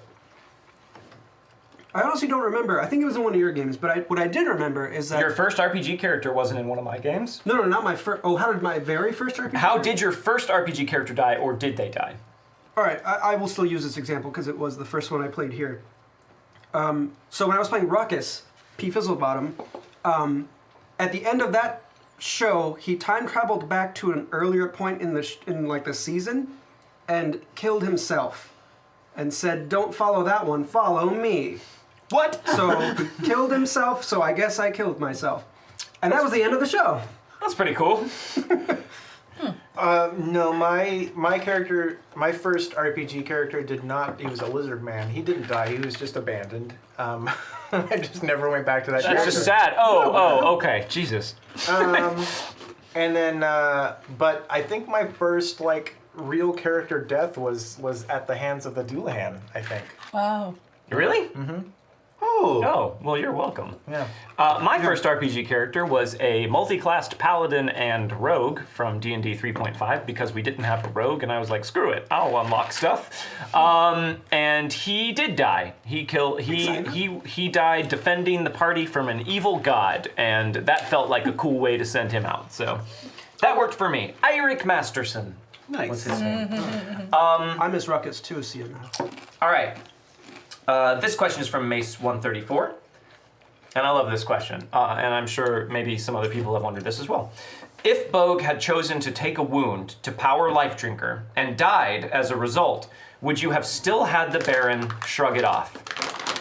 Yes, which is why I told him, which is when he was considering doing that, and I saw and I knew that it was going to be something that would make sense for James Bogue to do, to go full on, I'm gonna power this up as much as I can, despite the danger to myself, because this is what I'm trying to do.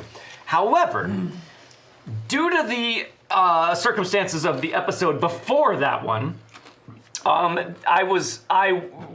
everyone died and came back, I remember. from a meta perspective, there was no more aces in the holes. Like, if you died then, you were gonna die, and that was probably gonna feel really crappy to you. From an in-game perspective, having just come back from death, I felt like it was conceivable that Bogue would have second thoughts about going right back there.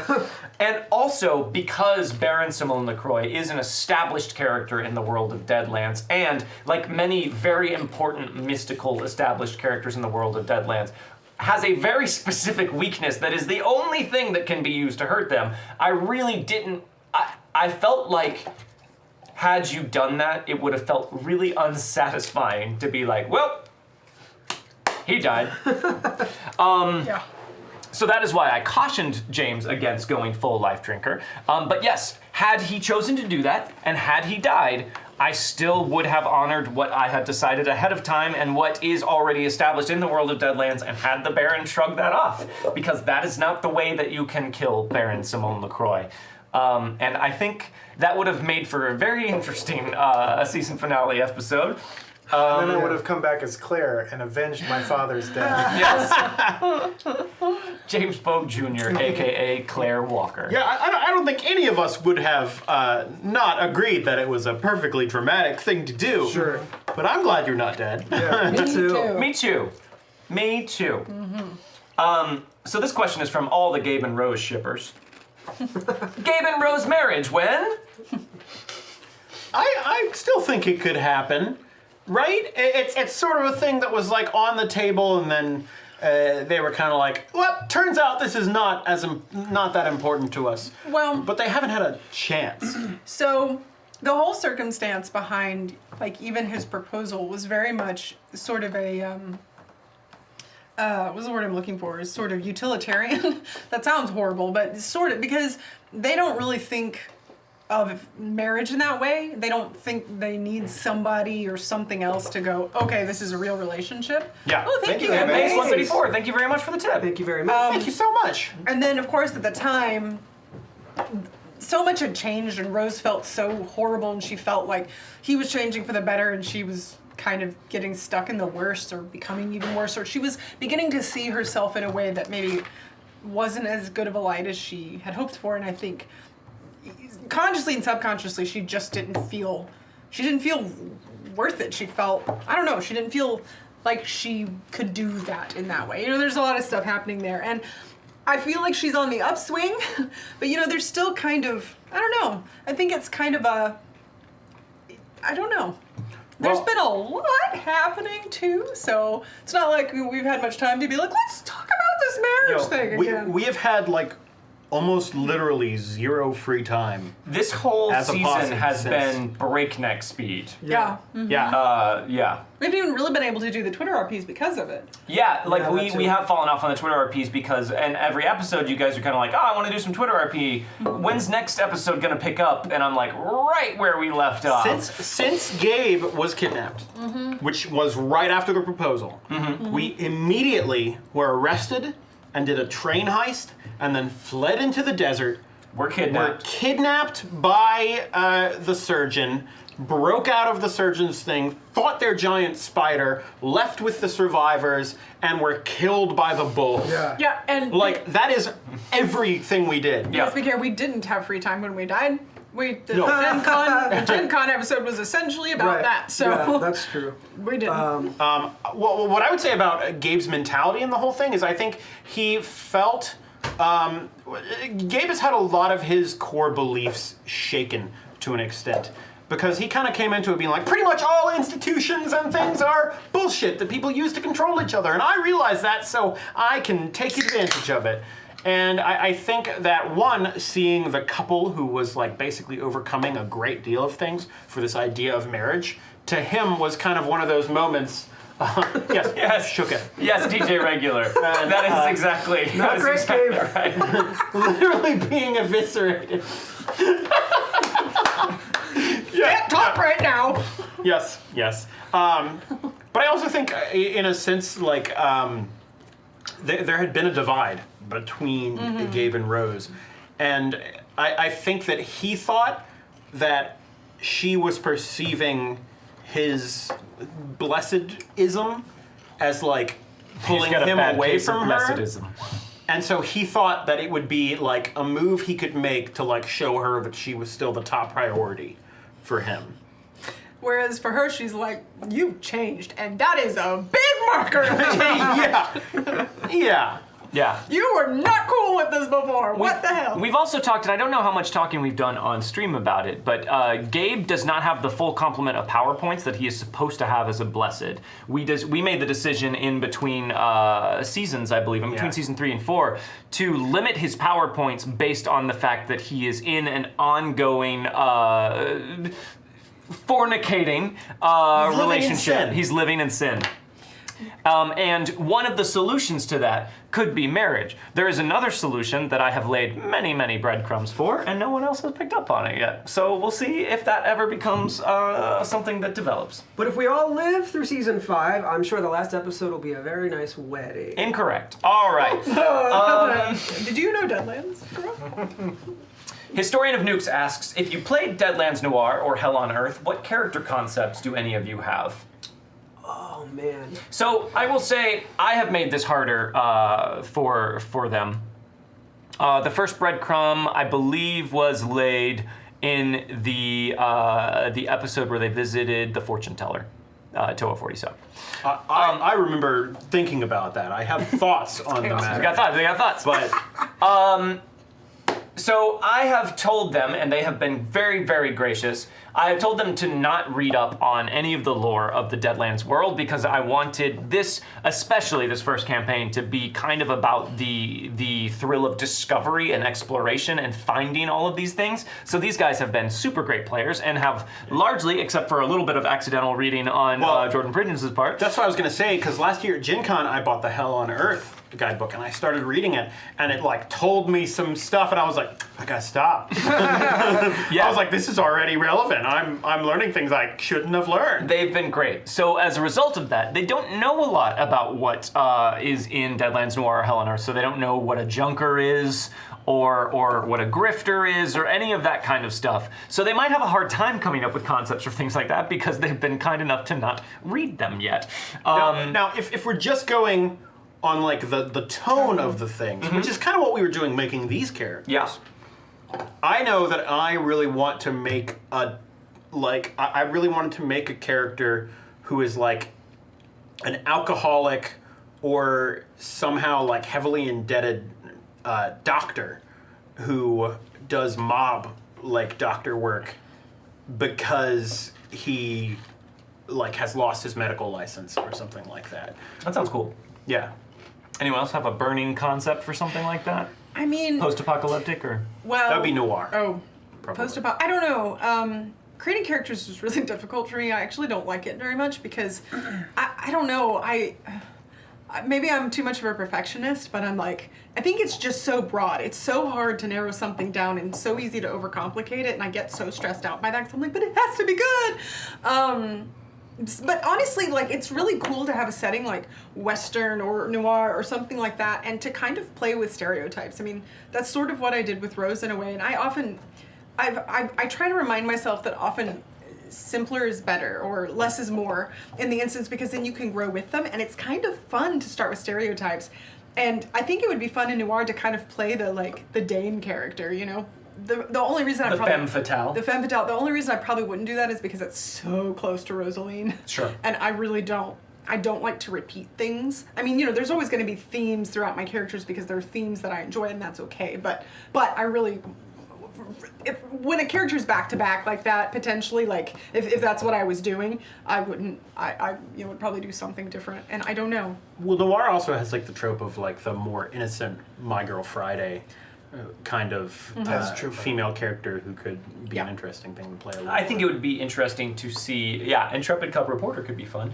I played that character. I think that's true on Black That's Bag. Josie. Mm-hmm. I've really wanted to do a reporter. It would be interesting, I think, to see Meghan play a role more like James Bogue, like a kind of like hard-boiled PI. I would kind of be Sure, interested PI to could see. be cool, but that's kind of that was kind of the stereotype thing I went to. That was from what the you beginning. used to do from the Sure. beginning. But now that you've played so many more characters and you've grown as a role player, what was once a crutch to be like, I don't know how I feel about role playing, so I'm going to play like a taciturn, quiet person. I would love to see what you could do with that now, bringing an extra third dimension to it. Sure. Anybody else? I love Fallout and post-apocalyptic things, so I would probably play someone who's like a man out of time, essentially. Someone who was locked away and then wakes up in a world that's completely different. So he would essentially be the straight man learning everything and just being like, what? I was just in the Wild West. What the hell's happening now? Like, So Hal Melton, Well, maybe- but in the Wasted West. I don't think he would not do well in that setting. I think he'd do okay. Maybe, yeah. Sure, yeah. Hal Melton as a As you've said, when the chips are down, Hal can take care of himself. That's true. That's true. Where's my wife? Yeah, post-apocalyptic, man. That one, like noir and things like that, have kind of tropes. I'm not saying post-apocalyptic doesn't, but it's different. They're less clear. It is. Yeah, and I It's because there's so many interpretations of post-apocalypse. There are. Yeah, exactly. And I yeah. do like post-apocalyptic a lot. I feel like, generally it's My like, man. gotta be tough. So I don't know. I think I always like playing with, sort of like what you're saying, just playing with something that doesn't quite fit. Right. And then figuring out how. Discovering the world. Yeah, I like finding Yeah. conflict. I do too. Yeah. That's what's interesting. Anything to add? No? Focused on the present? Yeah, I mean, I would have to. I'm a pourer. I like to look over all of the options and then start piecing. Again, I go into cinematic mode and I go, where's the best story for me to go through? Dom loves leveling up and advancing. Like if you, as a GM, it's a lot of fun to have a player like Dom at your table, because Dom, anytime he takes an advance, he comes to me with like, all right, so here are like 6 options for what I could do. If I did this, I'd be able to do that. But if I did this, I could do this other thing. Like he very much, he is a pourer, and in a good way. It's a lot of fun. No, I'm saying I love the balance you guys bring to the table. Well, yeah. And a table full of pourers is exhausting. And for me, it's always, there's always a branch to go that furthers the story in one way or another. When I'm taking advances, I'm like, oh, this advance makes sense because now I'm doing this. Sorry, real quick, just because I'm seeing some confusion in chat. Yeah. So all spoilers for Wildcards so far are on the table except for the secret poll. So you guys can talk about any and everything that happened in this last season of Wildcards except for the secret poll. We made that disclaimer up from the get-go. So nobody should be banned for spoilers, and everybody's cool to talk about that stuff. Yeah. Sorry. If you haven't seen the end of season 4 yet, Stop watching this. stop watching. Or just accept that some things It's are going gonna to happen. happen. But yeah, no, I love looking at all of the options and forming, and like I would go just bonkers on the options. In a noir setting, I love noir. I could go crazy. I mean, the same thing happened with westerns. It's like they picked like 3 great settings, western, noir, and apocalyptic, that I have so many tropes and everything that you can totally play off of, that I would love to do something. I would definitely do an opposite. I mean, lion and prickly tall stag is thankfully very opposite of bogue, but I would probably pick something that's a little in between a lion and a bogue, if I were to do a noir or Hell on Earth. Awesome. All right. Yes, Bohemian Galaxy. There is a post-apocalyptic Deadlands. It is called Hell on Earth, and there is both Hell on Earth Classic and Hell on Earth Reloaded.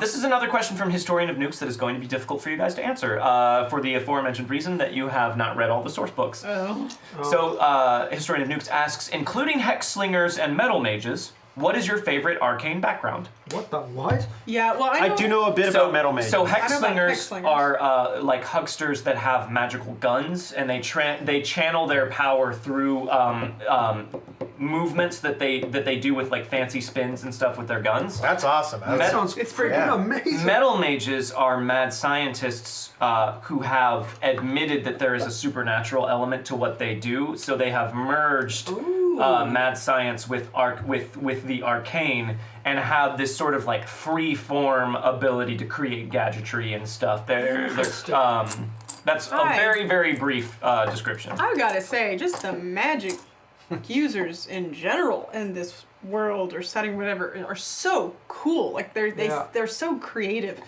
I don't know. I still really like Huckster. I love a lot with magic. Yes. I love the card thing, and that it all comes from sort of like gambling and card. That is just like just so cool and so perfect for a Western supernatural setting. Huckster is just so cool. And obviously we've had one on our team the entire time, so it might not feel as like, oh, out there. But Huckster, the idea, it's just so fucking suave. Yeah.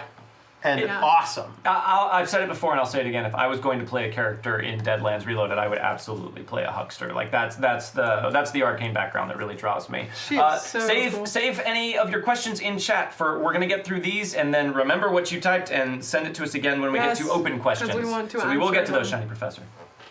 You guys? Favorite Hexslinger. arcane background so far? I mean, Hexslinger sounds amazing. They do sound really that cool. sounds super cool. Yeah, I would, no question. They are really do cool. that one. Martial artists are interesting. We have seen a martial artist actually. The Scorpion is a martial artist and has the martial artist arcane background. Now I know how to beat him. Should we see the Scorpion again, maybe you will see some more martial arts in action. That's cool. We'll never see it again. They did. All right, the Hussman, sure. What would each of the Posse members post for a lunch pic on Instagram, and what filter would they use? Wait, I don't know the names of the filter. Yeah. Just make one up. You're probably right. I like this. I would use Lincoln. The filter? That's the filter. Okay, not the food you're eating. I don't know I don't know. What does James eat for lunch? Or rather, what that James eats for lunch merits a photo. Yeah, right. It's probably like baked beans, but there's some lettuce on the side. Ew. Doesn't get lettuce very often, so it's a green. Oh. Baked beans with some like wilted lettuce on the like, side. oh well, that's new. Treating myself. How? Probably some of the slop that he got from Rusty Sal's. He loved that slop. Nobody else did, but he loved it for some reason. Something was in there. That was the one that was served in cups, right? Yeah. Or out of shot shot glasses. Yeah. Yeah. He loved that slop. And So, filter?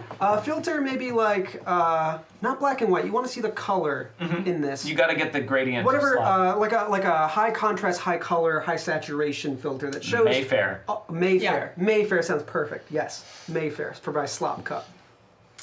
Over on the cannibal side of the table. Probably a human hand. Human hand, crisped up just right. Yep. Broiled. It would be the fanciest meal someone had bought me, and Rose would be in the picture most likely, holding like some expensive, whiskey or something. Gabe is taking it. And the Excuse me, person ma'am. she's Can I just take your picture? the person she's with is trying to be in the picture too, but Rose is like, no. Like they're like behind, and it would be a very like you can buy me this sort of thing too, and then she An would, advertisement. yeah, she would use Come it to as an Vegas and advertisement. buy me this food. Basically, and she would use. There are certain filters whenever you're posting food that are better than others because it warms them up. So Mayfair, I think, is actually one of them, but that's what she would use. Okay. And Gabriel? I don't know that she would know that though. I know that. Gabe would probably have a picture, probably of just like a regular grilled cheese sandwich type thing, but it would be made to look like slightly more elaborate than it was, and he would spend a long time figuring out the right filters for it, and try to give the impression that it's like a nothing photo, like no filter, but there's a filter, sort of thing. He would use hashtag no filter. Hashtag no filter. Yeah. Just a grilled cheese I threw together. NBD. Exactly. All right, cool. Humble brag. He would call it a melt. A melt. Oh my God, what a douchebag. All right. From Mace 134.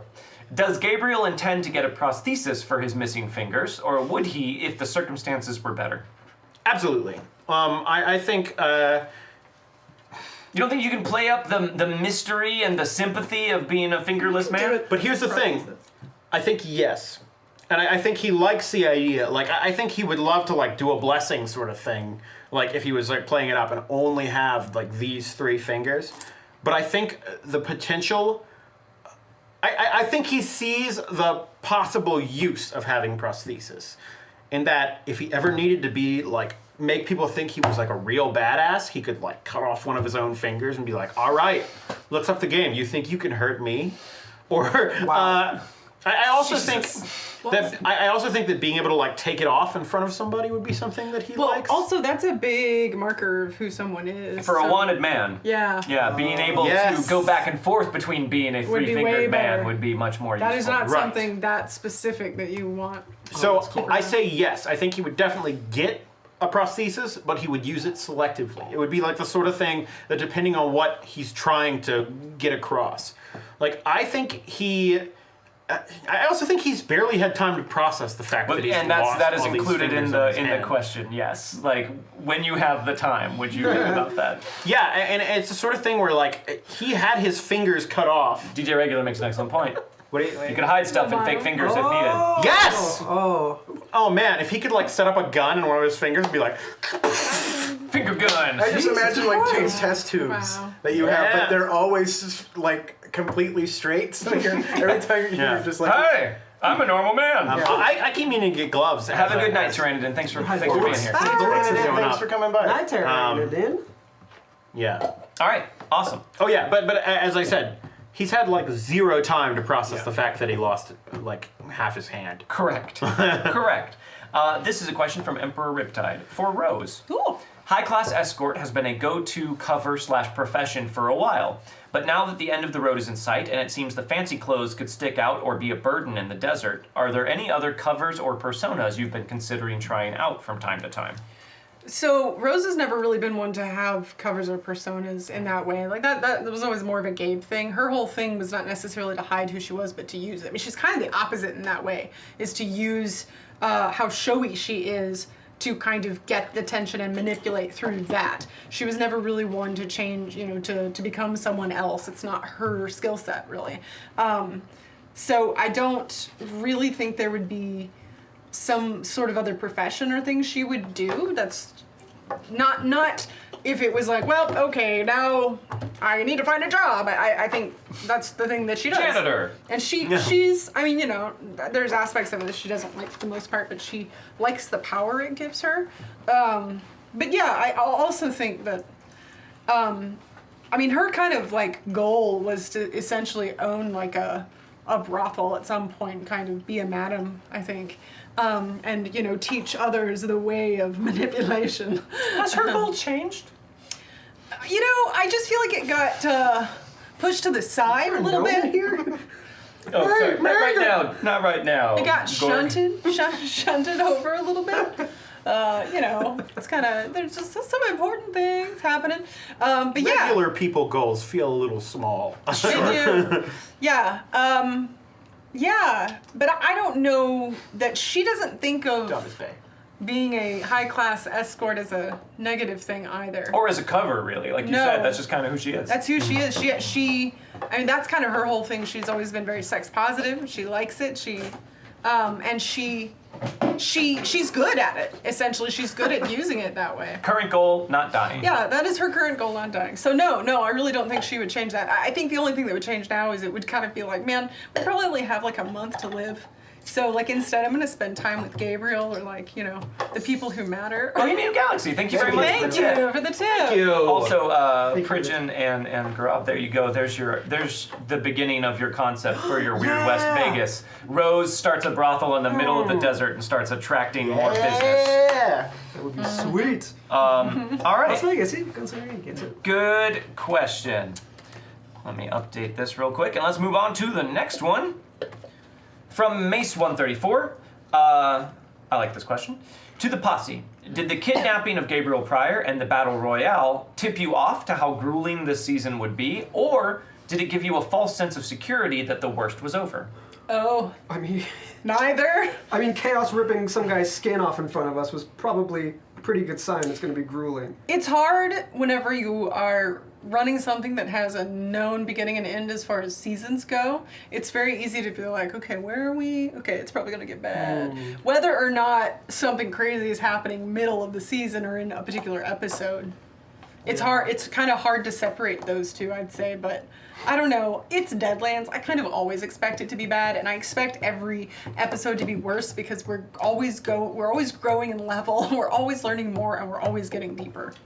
I think Gabe/me might have a slightly different perspective on this than you guys, since I was tied to a chair and disappeared for a great deal of that.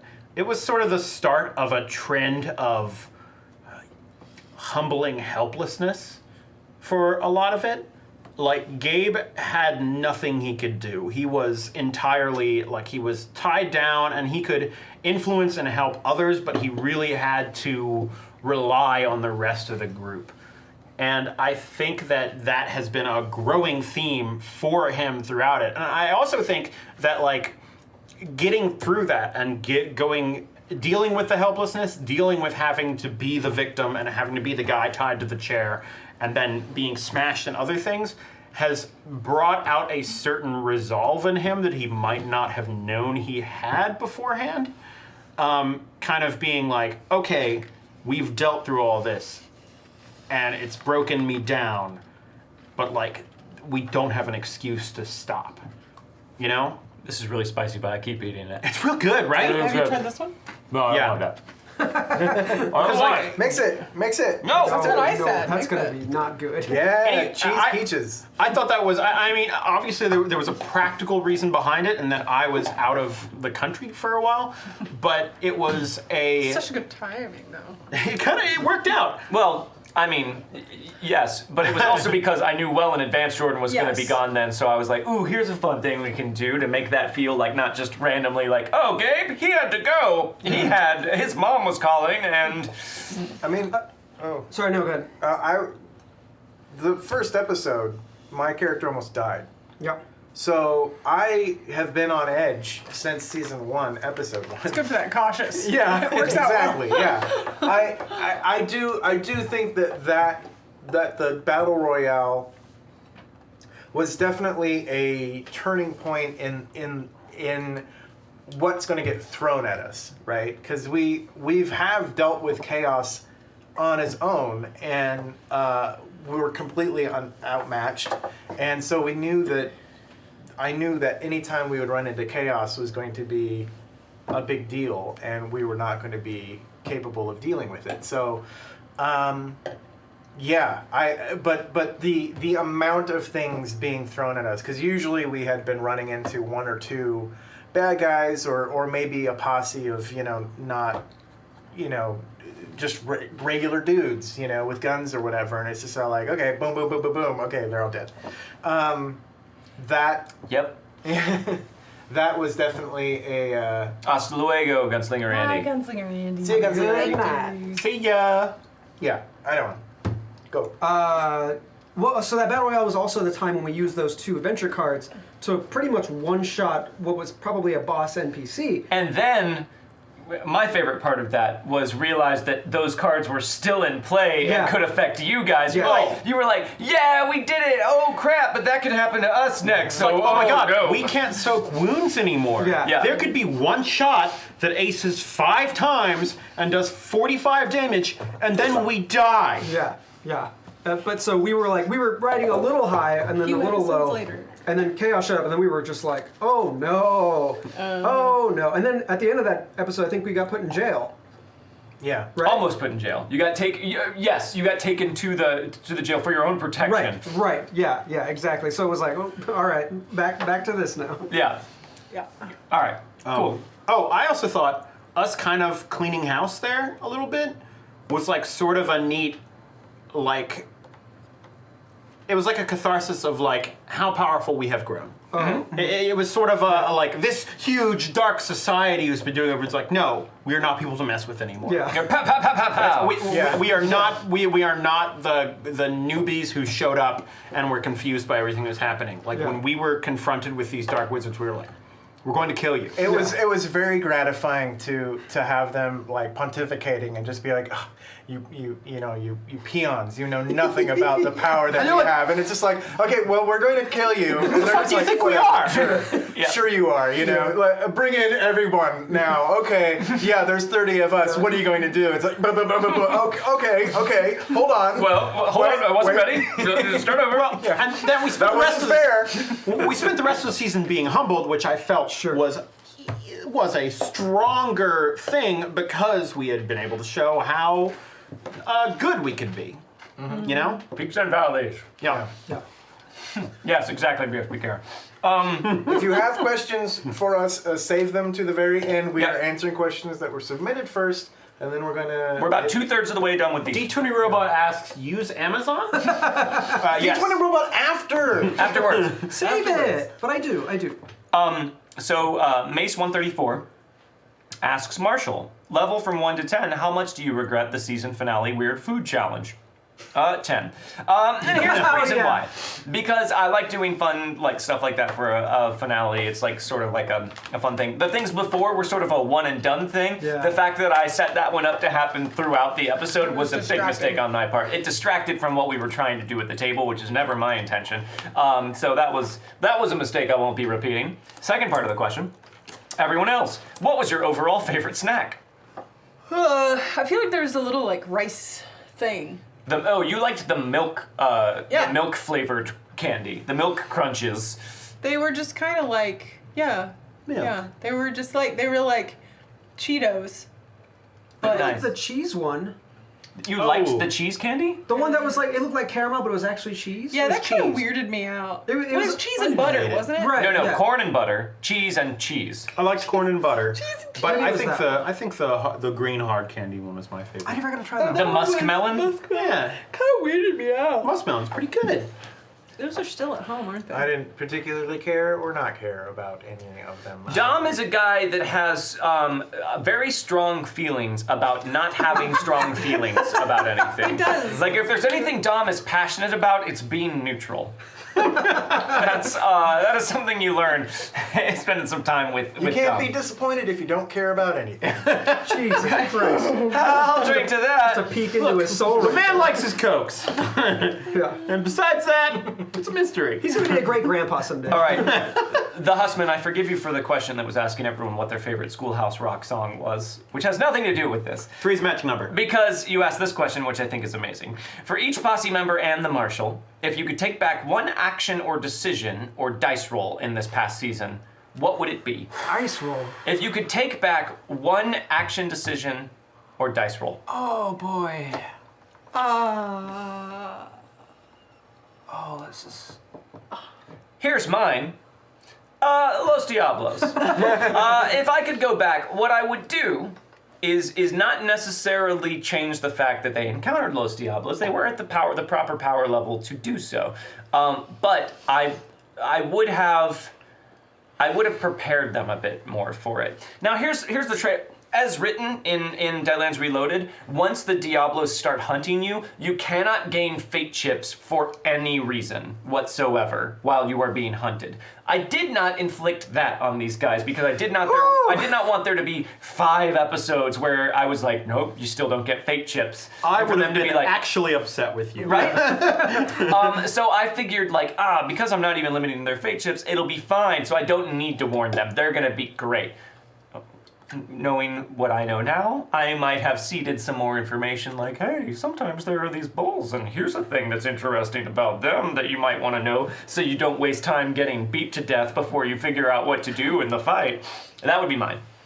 I don't know if I have a good answer to this. I wouldn't have spent 3 of my fate chips on the gambling before those Diablos. Oh right? my God, you guys. Yeah. End up mattering, but It might have. I think it might have. Yeah, Because with his common bond. Oh, that's true, that's Especially true. him. Especially him. If I had 3 fate chips, I could have just distributed as I wanted amongst us. And when it's like, oh, Bogue dies, I'd be like, Because- whoa, maybe not though. Because we were right at that point where we were you guys had run away and now we're just coming back and you were like, I think we're tuned to one of these in particular. And I was like, I'm nowhere near you to know that. So Yeah. I'm going to keep shooting at these things that are here, that are next to me. And we were right to come back and then suddenly dead. But if you had that, something to reroll or whatever, that would have. Yep. Yeah, that's a good one. Anyone else? Something you regret? An action you would take back? I can't think of anything. I mean, I feel I've done everything perfectly. honestly, That's not what I mean. No, me either.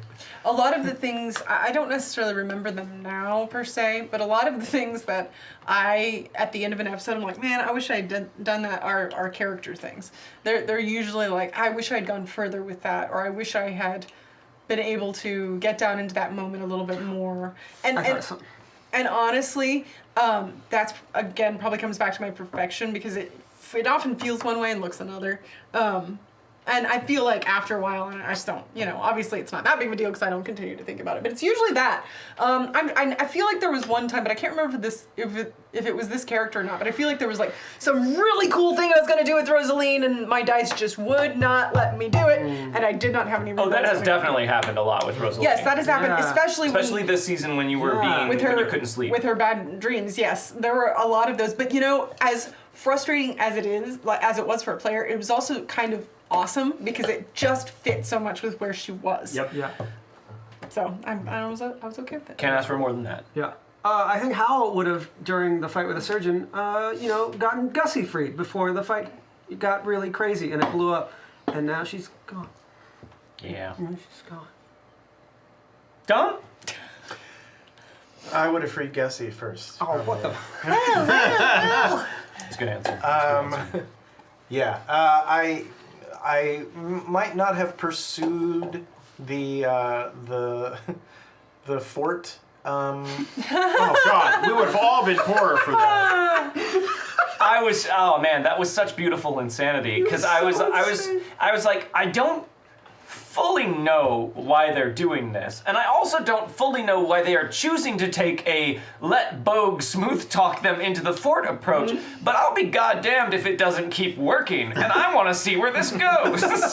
You and me both. 'Cause I was like, oh well, that wasn't supposed to keep going. Yeah, Okay. I was like, Eventually. all right, you did it. I know. I guess Well, we're in the fort now. What I loved about that is we got in there, we were like, Yeah, immediately through a front door, like, now what? What are we doing? What do we want in here again? Oh, I thought you knew. Oh, you don't. I don't know. Yeah. Huh? We should get out of the hallway. I feel like if you told Gabe about it, he would have just been so proud. Like, Jim what? Cloud, You just kept lying? That's so good. noted veteran of the 42nd. The thing is like, nothing Bogue said was necessarily wrong. The only thing, or a lie, the only thing that he lied about was knowing the commander of the fort. Yes. Everything else, straight up. Bogue, he didn't have to lie about being a veteran, didn't have to lie about being a member of the 42nd, didn't have to do anything like that. But it was the moment when he tried to intimate that he knew the commander, that's when things went downhill. Yeah. And that's when I was like, oh, well, okay, I guess they could check on that, right? Yeah. Well, let's hope they don't. And they didn't. This next question comes from Peter Buxton, Lord of the lately submitted question. And the question is, PAX Unplugged? I don't think Unlikely. so. I don't think You so guys this year. have been to that in the past, No. right? No, last year. Last year was the first year. I've been to PAX West. I Several times. really want to go, but it's We have such a busy convention schedule. it's Also, hard. it's very hard, like, just so we all, most all of us have other jobs, other gigs. It is we would love to go to as many conventions as possible. Like, we have a blast at Gen Con, but we'd love to go to some smaller ones and, like, get a chance to meet people and, like, do stuff there and hang out. It just is so hard for us to schedule. It's hard to budget. There's so many moving parts. Like, the fact that we were able to do a live show at Gen Con this year was largely happenstance due to the fact that everyone in the cast happened to be able to go to Gen Con. Yep. We were one of the only fully assembled casts that was even there, Yeah. which is largely why we did the live show. it's one of those things that question follow-up origins. We'll talk about it. Going to conventions when you're part of a channel like this, it doesn't make a whole lot of sense to just have like one person go. Yeah. Because I'm just going as a fan at that point. I can't present anything, as saving throw so much. I can do my how to stream tabletop RPGs panel or whatever, but I feel a little, naked, as it were, to not have people around that I can, point out and do. When Dom is by himself, he does not wear clothes. It's true. Yeah. That too. It's It's very true. strange. I He's got have that a cigar and I talk like this, and I don't wear any clothes. I appear to have wandered into this convention floor. Uncle Dom! Real quick, our convention schedule, at least for some of us, just me. Wait, you're going to be at TwitchCon. So TwitchCon will be a few of us. Yep. That's the next one, right? Yep. Gamehole Con after that. Yep. And then nothing else so far. Yeah. PAX Unplugged is after that, but we have Wildcards, I believe, that weekend. And it's I think very that's- close to another convention. That's that might even be our finale, actually. That weekend. Yeah. Big finale. Yeah, thanks D20 Robot. Thanks BSB Care. Thanks, BSB, yes. That's us. Yeah, you can see we have some cool things happening at Gamehole Con. Correct. Get some cheese curds. I wish we could go to PAX Unplugged because I've never been to a East Coast convention, and I know a lot of you guys are on Where the is East Coast. PAX Unplugged? PAX Unplugged is in Philadelphia. And That would be awesome. Yeah, I'd love to go. Maybe you could try for PAX East next year, which is in Boston, which is amazing. I love Boston. Yeah, It's in we have been March-ish. talking about doing more conventions next year. It's a big expense. It's hard to get as many people as we had. Like, everyone is like, if I'm going to go to one thing, I'm going to go to Gen Con. Right. Because Yeah. it's such an event, and so doing smaller conventions means that we have to do some creative budgeting and stuff like that. It's a big thing, and we really want to do it. And next year we have big plans to do a lot of conventions. It's just a matter of will we have the money. Yeah, as we continue to grow and develop, hopefully we'll be able to do more of Yeah. that kind of stuff. Well, it was cool this year. I mean, we've talked about this just amongst ourselves.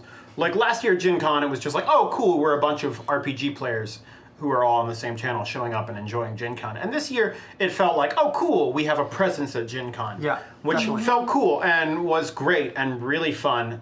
And I mean, obviously, we're also fans who like to play games and learn about that sort of thing, but it was a different vibe, and Yeah. I think a very good way in a lot of Yeah. ways.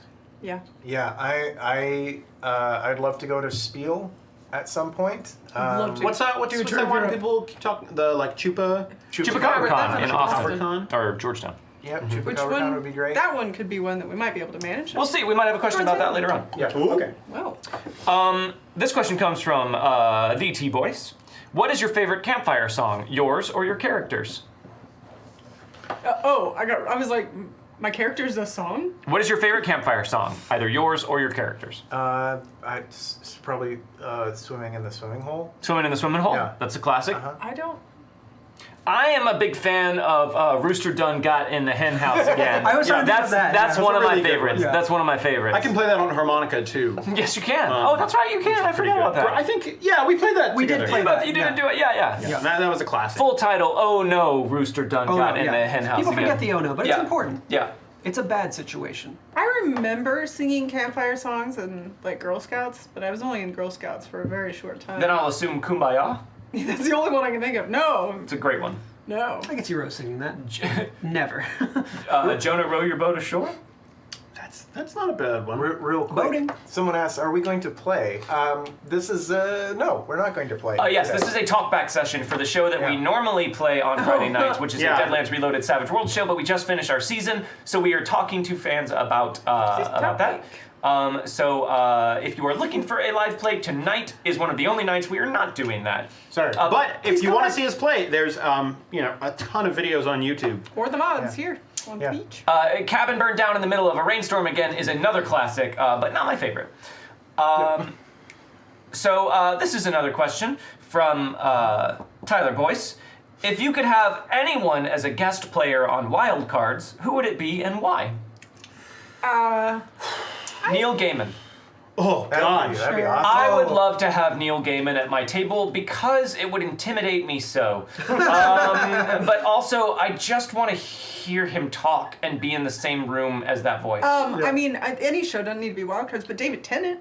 Ooh, that'd be cool. yeah. I could see David Tennant. I'd get Patrick Rothfuss when I got to play with him Oh, last year, and he was God. such a good person to have. Both you guys are giving amazing answers, and I'm like, why did I have to think of that answer? Amazing Neil Gaiman answers. is so would be, wrong. oh yeah, Patrick Stewart would be awesome. Good. Oh yeah, that would be amazing. Stephen Colbert would take over. Oh. I feel like don't Stephen want Colbert would take over I too love much. Stephen See, Colbert. I don't know if I agree because I think even though Colbert is this huge character, I Sure. feel like Stephen Colbert is an experienced role player That's and true. could play a toned Give him a down chance, good get Colbert. character. But he might also be like, no, guys, this is how you role play.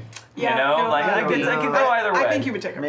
Well, that's a question off camera maybe because I've got Stephen Colbert coming in next week. Anyway, Oh, okay. Yeah. Wait. Can I tell a quick Neil Gaiman story? Real quick. Real quick, I was looking at a poster of Coraline when I was hanging out with my family, and I was like, "Oh, this movie's great!" And I've told you guys this, I think. And my sister goes, "Yeah, my friend's dad wrote that." And I was like, "Well, Neil Gaiman wrote that, so he's kind of a big deal." She goes, "Yeah, Liar! Maddie Gaiman's dad. She's in my sorority." So my sister was in a sorority with Neil Gaiman's daughter, and like apparently she was her grand little.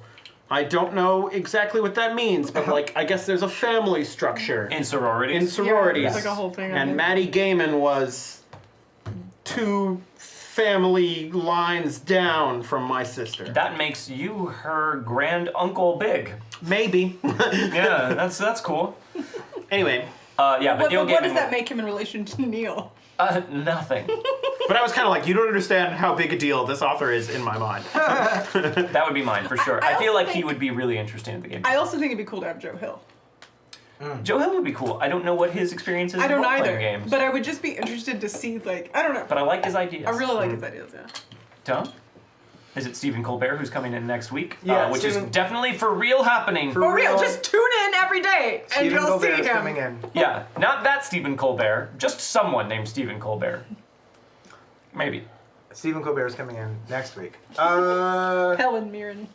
Helen Mirren would be awesome. Yeah, that'd Yeah, be for cool. sure. Or Dame Judi Dench.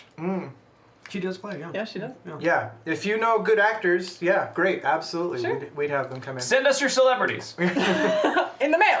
I don't know. I mean, Kurt Russell, I think, would be great. Ooh, Kurt yeah. Yeah. Oh, Kurt Russell. I feel like Kurt Russell would be one of those players where I'd be like, sorry, you failed that roll, and he would be like, did I? Okay. And I'd be like, oh no, you didn't. Good job, Let me Kurt. re-roll my own roll. Good job, Kurt. You Wait, didn't. I know my answer, and he plays D&D and has done it. Terry Crews. I think. Oh yeah. Terry I'd love Crews. to play a game with Terry. Oh, Oh, trying to man. get Terry Crews. Terry Crews would also be a huge presence at the table Yeah, I don't in know so about- many ways. I don't know about for Wildcards, but he'd be great for like Tempting Fate or Iron Keep. Yeah. I don't know. He's a funny dude. Nicolas Cage. Oh my God! Yes! No. Yes! Nowhere near. Are you kidding me? No. He would be the creepiest. I would love that. I bet he's like the most well-rounded, Yeah. like plays off you, and you're just like, Yeah. I can do anything at this table. I bet you're like, Nick, what did you bring to the table? He's like, I'll be playing a dinosaur. Yep. And you you're allow like, it. okay. Get to And Sunday. afterwards, Get just to sobbing Sunday. because you're like, that dinosaur had the best character Yeah. development. When that dinosaur died of cancer, I felt it. Get to Sunday. Vampire 54 asks, was the bring back by chaos always a part of the plan, or done that way since it went so badly? It was B. It was not part of the plan. It was never my plan to have their relationship with chaos develop in that way, for two reasons. One, I wanted to maintain chaos's fascination with the posse, and two, that wasn't a plan because I think if I had planned it to happen that way, it would have felt unearned. I think that if it had been something I came in where I was like, I'm gonna kill them and they'll think they're dead and then I'll bring them back to life with chaos, I don't think it would have read properly because I feel like that would have been a bit fudging it too much. Obocop, otherwise known as the husband, thank you very much. Have a great night. Good night. Good Night, Obo. Have a great night. So no, that was not part of the plan. That was an ace in my back pocket that I knew I potentially had but never wanted to use. And it wasn't until that moment happened. So Bogue went down, Yeah, I'll try and it. then almost immediately after that, Gabe went down. And then Rose was killed. So I was like, okay, one of them dying, I can figure out. Two of them dying? That's difficult. Okay, now everyone's dead, but how? This is getting real hard to figure out. So yes, I was panicking in my head. I didn't plan it that way. I also didn't plan Chaos's loss of interest in the posse because of their inability to prove themselves, but that seemed like something that would have been necessary in a situation like that, just with the way I understand Chaos, and I actually kind of very much enjoy that it has worked out that way. Vampire 54! Hey, thank you. Thank you very much for the tip. Oh my good God. I feel like his lack of interest in us could be an advantage Yeah. coming up. Yeah, that means we have unlocked the final reward tier, which is Legendary. The posse will begin next season with a legend ship in the hat. They're very excited about that. Yes, So Thank you. Thank Thanks you guys. everybody It's always who has good. donated tonight. Yes! We do that. You guys That's are awesome. amazing. Thank you very much. I do just have to say, I like think back to, I know we've talked about this ad nauseum, but I think back to the fight with the Los Diablos, and it just worked out so, like, I think it could have been majorly different if I had even just rolled higher on my run roll, so I could have made it to Bogue and cast Quickness. Cast Godspeed, and you could have suddenly had 2 shots on your guy. Or, yeah, you know, you could have basically fanned the hammer twice, for all intents and purposes. Also, of note, if you want to see something interesting, because a bunch of you are saying you didn't see panic on my part as a GM, and I'm glad because I don't want you to see my internal monologue. I want you to see what I hope you're seeing. But if you go back and watch that scene, watch what I do when Bogue dies versus when the rest die. Because when Bogue dies, I had no description. It was just kind of like, yeah, you're incapacitated and you bleed out to death. Yep.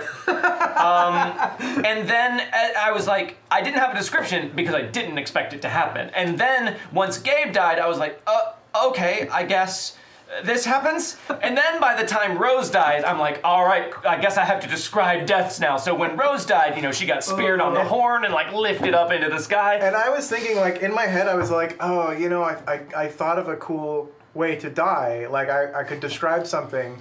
But you moved on, and then I was thinking, like you were thinking, and like you were said, I was like, he's planning this. This is a thing. So I'm not, why waste my breath on this? He's something. interesting is going to. Oh no. Do you think it was because we were the first two to go down that we were the ones who like didn't think it was planned? No, because he leaned towards me and said that, and I nodded because that's exactly what I was You thinking. can go back too. and watch it. Actually. Oh, okay. Yeah. I never thought it was planned. I was like, things have gone very wrong. Yeah, and they had. So yeah, that was another reason why I wanted to bring them back, because if a death happens at a game, you want it to be meaningful and impactful. Even if it happens in a random real life kind of way, you still want it to be a send off for that character in some way. And I was like, I can't have killed them, and Bogue's last thing was like, you bleed out and die. Yeah. Anyways, who's next? Like, that just doesn't feel good. Yeah. So yeah, that's the answer there. This is a very quick question, and I don't want to go too far into it because we're getting close to the end of the list, and it's kind of a silly one. For the whole table, would your character rather be a werewolf, a witch, a vampire, or a ghost? And this is from SJP. Werewolf.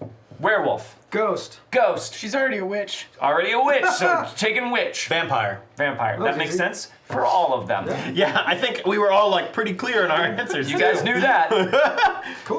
This is the... No, DJ Regular, he's the toughest. Howl's way tougher than Bogue is in terms of Oh, if Howl mechanically? goes down, yeah. Oh yeah. If Howl Oh. goes down, Sorry, Yeah, we're that's- random. Bogue is kind of the biggest damage dealer, Yeah. kind of. Like, Bogue is the Sure. bringer of death, but Howl is the DPS, one who's tank, gonna... Yeah. support. I mean, I can do damage too, but only on a AoE. single target, whereas he does like spread damage really well. And yes, nice cold cerveza. This is Savage Worlds, is the game we play. We're not playing it right now, though. We're having a talk back with the audience because we just finished our 4th season of the show. But welcome. Thank you for hanging out. Yes. Savage Worlds, Deadlands Reloaded. I'm actually Rose is pretty tough. She's harder to hit, too. Yeah, her she's- parry's much higher now. Yeah, her toughness isn't quite as high, but her parry's almost as high as Howl's. Rose has developed into quite a generalist, actually. Really. Yeah. Rose Bogue! That's it, it's Rogue! Rose Bogue sounds like a material that a ring could be I mean, made it out could of. also be bows. Yeah. Or dice. Bose. Bows. Yeah. If just one or two had died, how would the reintroduction of new characters have worked out? I don't like to worry about hypotheticals like that. I'd have figured something out, but I have enough to worry about with what I'm actually doing. We'll talk later. Sparky the Fallen had a question about Rose and Gabe's feelings on marriage and if that's changed after being everything that you went through in the season, but I feel like we already addressed that earlier. Makes it no I less still of a think good Gabe would question. probably be down for it. at this Still point. down for it? Yeah. Hal's really, very ready to cry at that wedding. So ready. So here's a question. Excuse me, Mr. Marshall. On the Wildcards Adventures CD-ROM, is there a way to get out of the dungeon without a wizard's key? This question is from someone stuck in that dungeon. So a lot of people get tripped up on that, which you're going to want to find. And a lot of people overlook this, but next to the plaque that just has the list of all of the other adventurers who have gotten out of the dungeon, there's a loose brick. If you pull that out of the wall, there's actually an orb of seeing in there, and you can use that in order to circumvent that dungeon door. You don't even need the wizard's key in order to do that. So that's something that a lot of people miss out on. That's hinted at with the skeleton in the fountain room, right? Correct. He's pointing to the wall in the exact same location, and if you put that together visually with the plaque. I'll be honest, the first time I played, I had to call the 900 number to get that hint. Yeah, those are not cheap. Yeah. It's a tough game. This question is from David Lapp, the community manager at Pinebox Entertainment. Hi, David. Neat. Marshall, it was a pleasure being able to show you Doomtown at Gen Con. What are your thoughts on the game? And for the Posse, would you have any interest in playing some characters from the game in a one-shot Deadlands session? Well, thank you very much, David, for showing us Doomtown. We have been, Garab and Jordan and I all bought some cards, and we have been trying to learn to play together. We haven't had a whole lot of time to do it. We sat down once and sort of played through a practice game. Yes, Jordan watched because we ran out of time. I also watched. I think that I am very much going to enjoy this game, so much so that I went ahead and completed the amount of cards I need for a beginning play of the game. So I bought 2 core sets in the expansion. I'm very excited about it. In fact, we have all already spent some time trying to figure out, like, oh, if Gabriel Pryor was a card, like, how would he work? Or like, if Gussie was a card, what would that do? Or like, what locations from Coldwater Creek would make good deeds and stuff like that. So we've had fun imagining that. so cool. And we all get off on tangents talking about that a lot. So yes, we are enjoying it. Would any of you have interest in playing characters from the game in a one-shot? Oh Deadlands? gosh, yeah. I'd love to. Wait. I just want to talk about the character concept that we were fucking geeking out about. yeah, We were when geeking out about this. because they hadn't fully read into the RPG conversion that's included in the There Comes a Reckoning. Which is a really, really cool thing. If you play Deadlands Reloaded in the There Comes a Reckoning expansion for Doomtown Reloaded, which is the first Pine Box expansion, they have this really cool booklet that breaks down a lot of the major players from the game as Savage Worlds characters with all this such a cool really idea. cool like flavor text. It's an awesome thing. Well, and I was talking to them. I'm like, man, the Sloan gang seems awesome, right? And they were like, I mean, whatever. They're like a gang of outlaws. I'm like, yeah, but like Sloan. And you're like, yeah, I mean, it's cool. Sloan's a woman. I'm like, but Sloan's not a woman. Sloan is the holster. Sloan is the magic relic holster that like It possesses makes whoever wields it Sloan. And I was like, that's the coolest goddamn idea. That's really God, cool. it's so cool. And I was just freaking out about how much I love that. A Bright Star of Venus. We are talking about Doomtown Reloaded, which is actually an expandable card game that is set in the Deadlands world that Pinnacle and Pinebox Entertainment now work together to create expansions for. We just started playing it as of Gen Con because we were lucky enough to meet the people from Pinebox at Gen Con. And it's a really fun card game. I think it's really cool. It's great. Yeah, and well, Gaurav and I are both big Magic the Gathering players, and I think we're really excited about just like building decks. Hang on. That is such an understatement. Such an understatement. Just want to throw that out. guys You don't didn't already know- know that? You don't know the restraint that Gaurav and Jordan have been doing this entire time we've been live. Not talking about Not Magic the talking about Gathering. magic. It's Yeah. very difficult. Very difficult. But yes, There's a Dave- GP going on here in Tomorrow! LA. Nope, Right shut up, now. Wildcards. David Lapp, we very much enjoyed meeting you. We are having a blast with Doomtown. We're also having a blast conjecturing how our characters and the elements from Wildcards would work in the game. I would love to see Life Drinker. Life Drinker as a Right. card. I think would be really cool. We were So, just talking about that today. yes, we talk about it a lot now.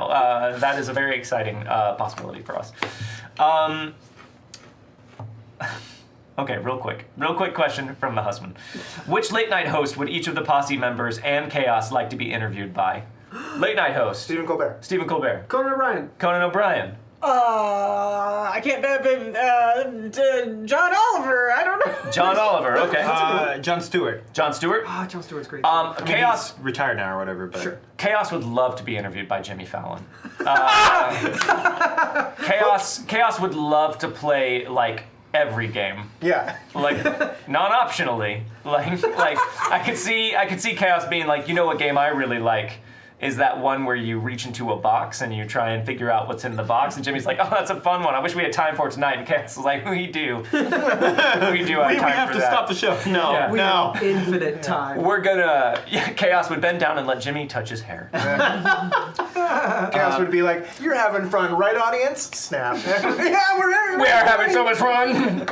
Oh, I like this question a lot. Mace134 asks, to the Posse, what does each of you feel is the best way to deal with chaos, or at least get the ball rolling?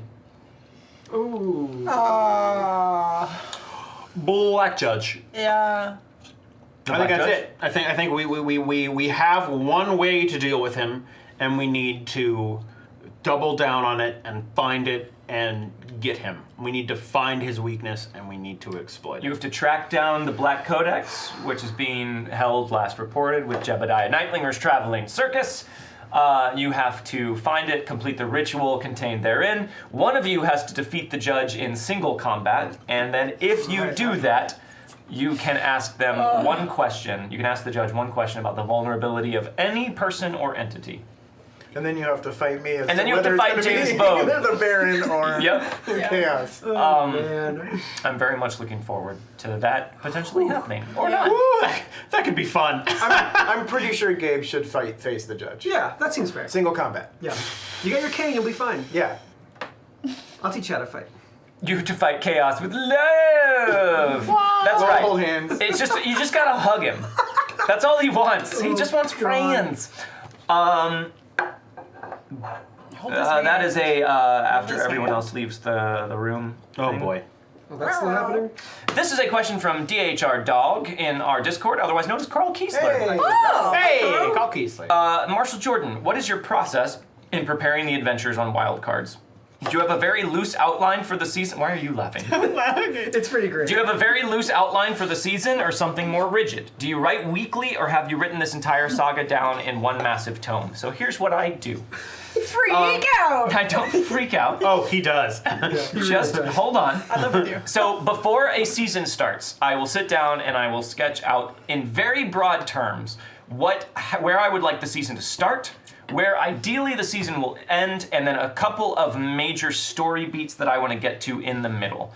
I don't script it out too much because I don't know what these guys are going to do. I don't know what interesting and more fun developments are going to come up when we're playing. So I try and just give myself a loose outline of the season.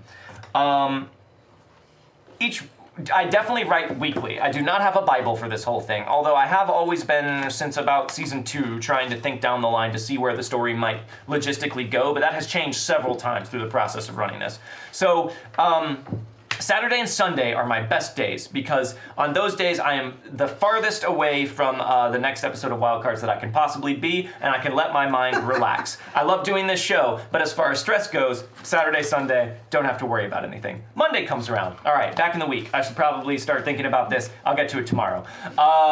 Tuesday, Wednesday is when the low-level background stress starts to rise. I'm not even fully conscious of it. I'm just going like, I feel like I should be doing something all the time. And then about Thursday, if I'm lucky, the seed of an idea has kind of like coalesced in my head and I can start like putting things on that. More often than not lately, that doesn't happen on Thursday, and I go into Thursday night in my apartment going, Meghan, I have nothing. I have nothing for tomorrow. What am I gonna do? I don't have anything. Then I typically shower on Friday mornings, and in the shower I can do a lot of my best thinking time, because I'm cut off from every other stimulus. And in the shower I often go like, what about this? Yeah, okay, sure, that's a thing. And then I will start to like, through the day when I'm at work, because I always work on Fridays now, which is a bad decision. I don't know why I decided to do that with my scheduling. Throughout the day, I'm like putting things together in the back of my head. And then I come home from work, I have 2 hours before we need to leave for the studio. I sit down and I furiously plot everything out. Basically what's happening is I spend the whole week working on the problem in the background of my head, and then typically on Thursday or Friday, I will sit down and put it all out and put it together. He often goes, I don't know about this one. I don't know. I do that a lot. And I'm always like, it's gonna be fine. You want to know one of the ones that he was really unsure of, and it was like a really bad day. Everything about this day was bad. He got in a car wreck, all this stuff. But he was like, this is gonna be weird. I don't know. I think this is gonna be a bad episode. That episode was the helping. That's true. I did get hit by a car that day. Yeah, I totaled this car. Had to get rid of it. Yeah. Yeah. Lot of, I mean, that among many other things that day. It was a bad day, but yeah, he was. But it was the "This is helping." gonna be bad." That one, like a lot of the standout. I'm not saying that the ones where you're like, this is gonna be great, aren't great, but like some of the really standout ones are the ones that he was like, I don't know, like the second episode of. Oh my god, I can't keep track of all the seasons. I think season 3 or 4. No, the one with the baby. Was that? Second episode of season 3. Yeah, that was another one that you were really like, I don't know. Well, that one, in fairness, that was a different problem. That one I knew what I was going to do, but that one I was like, I think people are going to have a problem with this content-wise. I was like, I think this is going to be, I don't know if people are going to be okay with this baby being this weird and them having to fight a baby and like it eating its parents. But you guys were fine. You guys, turns out you guys are all pretty fucked up too. So no one's babies. No one's had a problem. We all with it hate so babies. far. Great. Yeah, we all hate babies. So that's Do you know what a baby is? Yeah, That's a baby. yeah, like a quickie baby. So that is my process in a nutshell. This is another question from Carl Kiesler. Have you all thought about publishing any of the adventures in PDF form so we can all play in the Wildcards version of Deadlands? Character sheets, relic stats, unique creatures, and giant robot spider stats? Yes, that is something we have thought about. And it is something we are interested in potentially doing. I would love, specifically, the one thing that really stands out to me, I want to sit down and write up Life Drinker so other Deadlands Marshals can use it as a relic in their campaign, should they want to. But yeah, I think we've been talking a lot lately about kind of doing character sheets and maybe getting some official art made for the characters. So that is something we're interested in. We just didn't know if that was something that other people would be interested in using in their games. But if it is something other people would be interested in using in their games, there's definitely a potential that we could do stuff like that in the future. Yeah. So let us know. Yeah. Grav and I have a concept we've been And they do. bandying around. We're trying to get just Jordan in on. They drag do. him into here because we need him. They do. He's better than us. He is the best of us. This is our last pre-submitted question. This comes from Tyler Boyce. Is it possible to do Deadlands in settings beyond the continental United States? If you could play Deadlands in any international setting, the Argentinian Pampas or Meiji, Japan, etc., which would you pick and why? I picked Japan. I don't know what that would look like. Japan could be, but I mean, okay, I don't know that much about the Deadlands lore outside of what we've learned, but it sounds and feels like the major change in the world has happened in North America. Like Yes. North America has become the staging ground for a massive Real change. quick, Vampires 54 is correct. I forgot some toasts. We have 2 toasts actually. Oh! First one from Grub556. Cheers. Cheers! Set them up and knock them down and get water all over the table. But it's just water, so it's fine. Oh, sorry. Don't look dumb. And second one from Vampire 54. And this happened when Vampire 54 made their last tip, which altogether put us at the legendary tier. Yay! We shall all be legend here tonight. We shall all be legend here tonight. Set them up and knock them down. Thank you, Vampire 54. Just going through the motions, I Yes. ran out. The Deadlands world, the Reckoners chose the chaos and the potential of the western frontier in North America. Probably because like there's a lack of well-established communication routes, and there's a civil war that just happened. All kinds of stuff like that. So it is the proving ground. So in this time period right now, the main part of the reckoning is happening in North America. When you get to things like Deadlands Noir, or definitely, I mean, Hell on Earth and everything, all of that stuff has spread worldwide. So you could definitely run Deadlands in different parts of the world.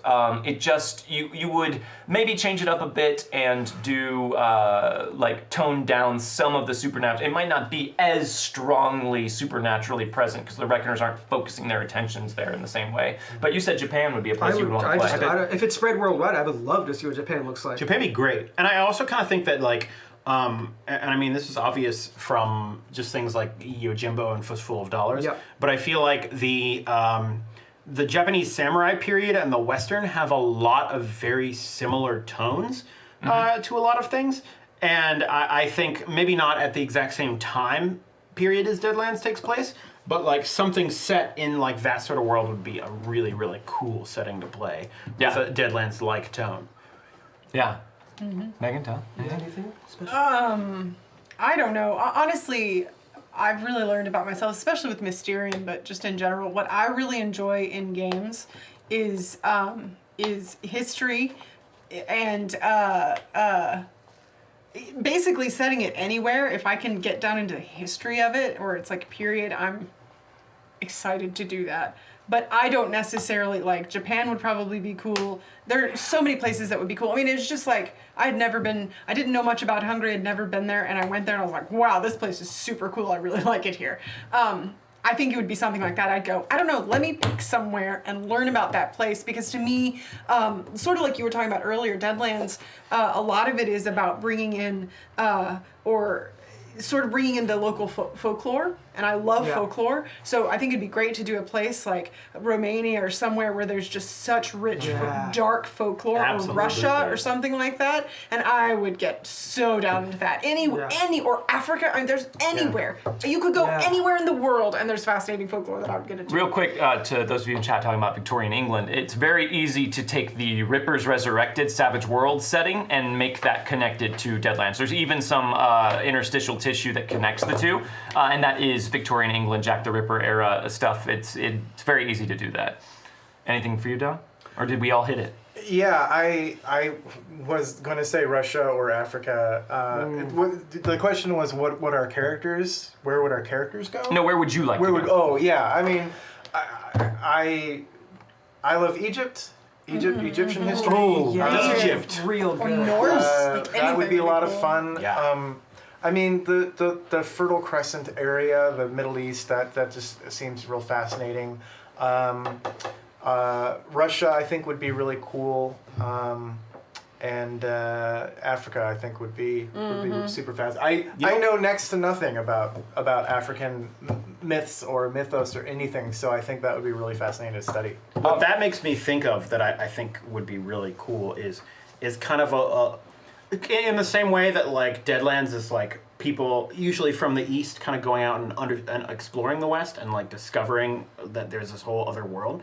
It could be interesting to have like even like a Lawrence of Arabia type thing where someone is going out into this like the Fertile Crescent, Arabia, like Africa and the Middle East kind of area, and it discovers that there's more to it like we have about the West and that sort of thing. I think it'd be really cool. Really quick, we're about to go into open questions from chat, but I saw the Posh Panda ask for the last episode that we gave descriptions of our characters just in case anyone was interested in doing fan art. I believe we did it. Did we do it in the first episode of season 4? Or the first episode of season 3? We definitely did it season 3. I feel like we had to Season have done 3, really? I feel like we had to have done I think we did it. I try and do that every now and then just to recall it. I don't remember specifically when the last episode we did that was. It was definitely at the beginning of an episode, and I feel like it was near the beginning of either season 3 or season 4. Maybe someone in chat knows. But we will make a point to do that on the first episode of season 5. Yeah. So we will do that. We could also put that out on like Twitter or out on Yes, the website. we or can something also like that. put that out, yeah. A lot of the photos that you see popping up in our little wanted posters in the corner, right here, that's me, right there, I think. It is. And we hew pretty closely to our characters and how they look. There's probably some various differentials, like Bogue doesn't have a beard, he does have a mustache, things like that. But His eyes are green. But I'm cooler and thinner and better looking and all that sort of thing. Not that I'm not being self-deprecating. I'm saying like it's these are fucking cool movie people. Yeah. And how it looks like Chris Pratt. Yeah, episode 1 of season 1, at least us 3 described our characters and have very little changed aside from what happened just last season. You got an eye patch. Yeah, but and then you were described, I think, at the start of.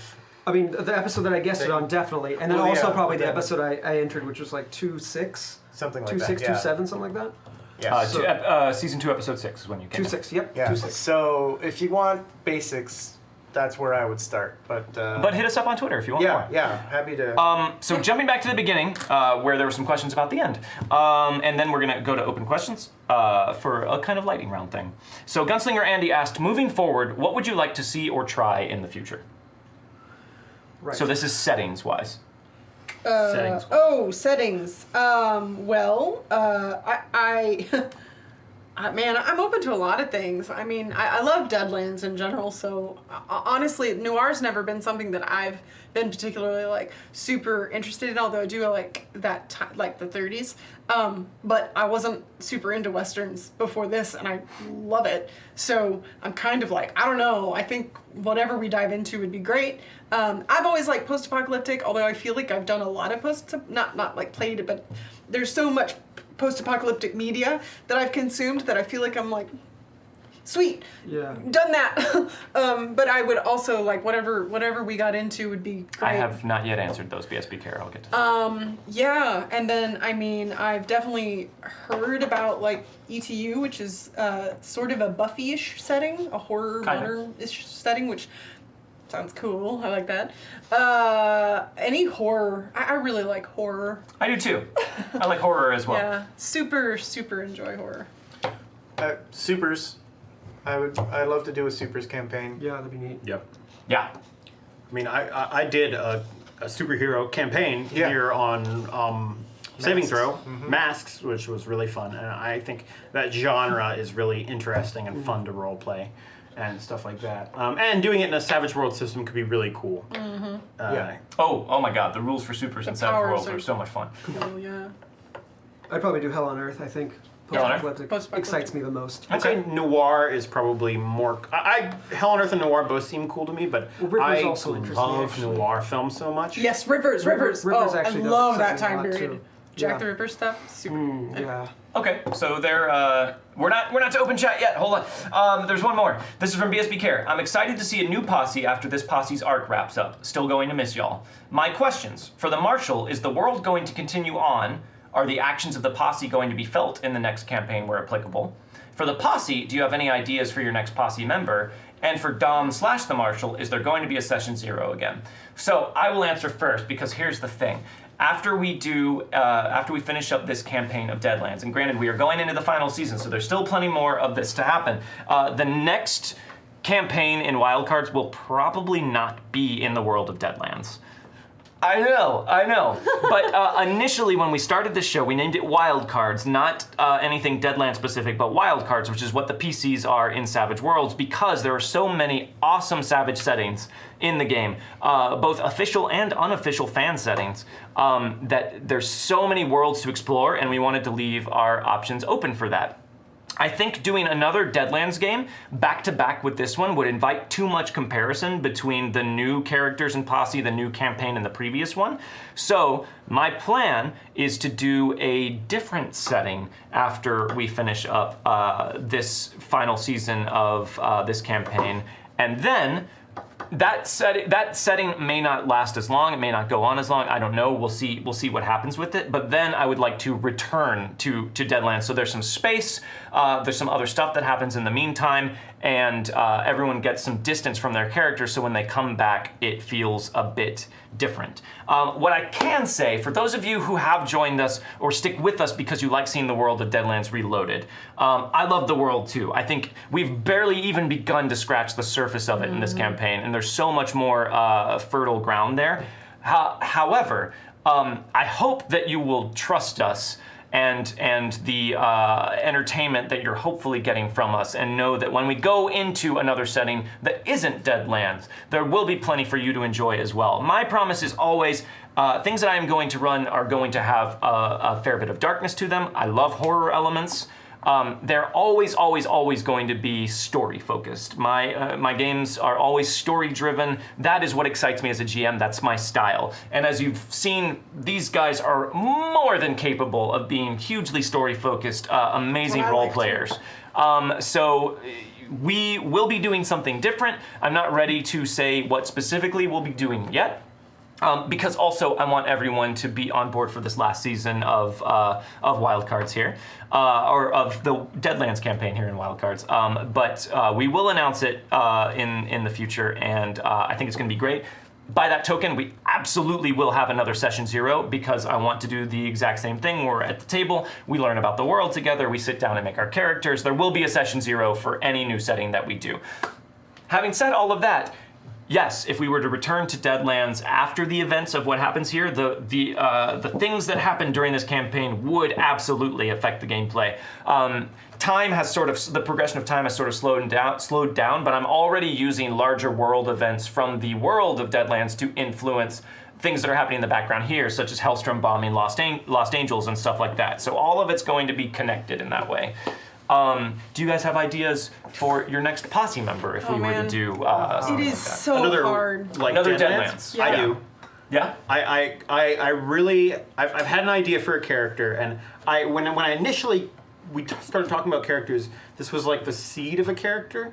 I like the idea of someone who is a reporter, but I think it would be interesting to play a character who is like heir to a fortune and has decided to like start his own newspaper and set out into the West, and is a little detached from reality because he's kind of lived in ease his entire life, and it is determined that that's not going to define him, but you know, he wants to go out, and I think like and I know Rose had curiosity this time. I think that would be a really interesting kind of hindrance to play in sort of like, there's a, okay, I'm gonna get closer, I gotta get a picture of this. Sure. You know, like that sort of thing. And I think someone who's excited about the world going crazy could could be really interesting until they're broken by it. A gonzo journalist. Yeah.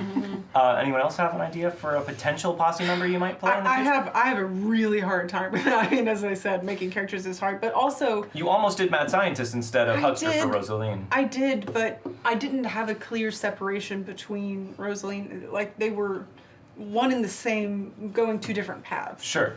So, yeah, no, and I don't really want to right now, partially because Rosaline was, I mean, I know I mentioned this a million times, but she was just such a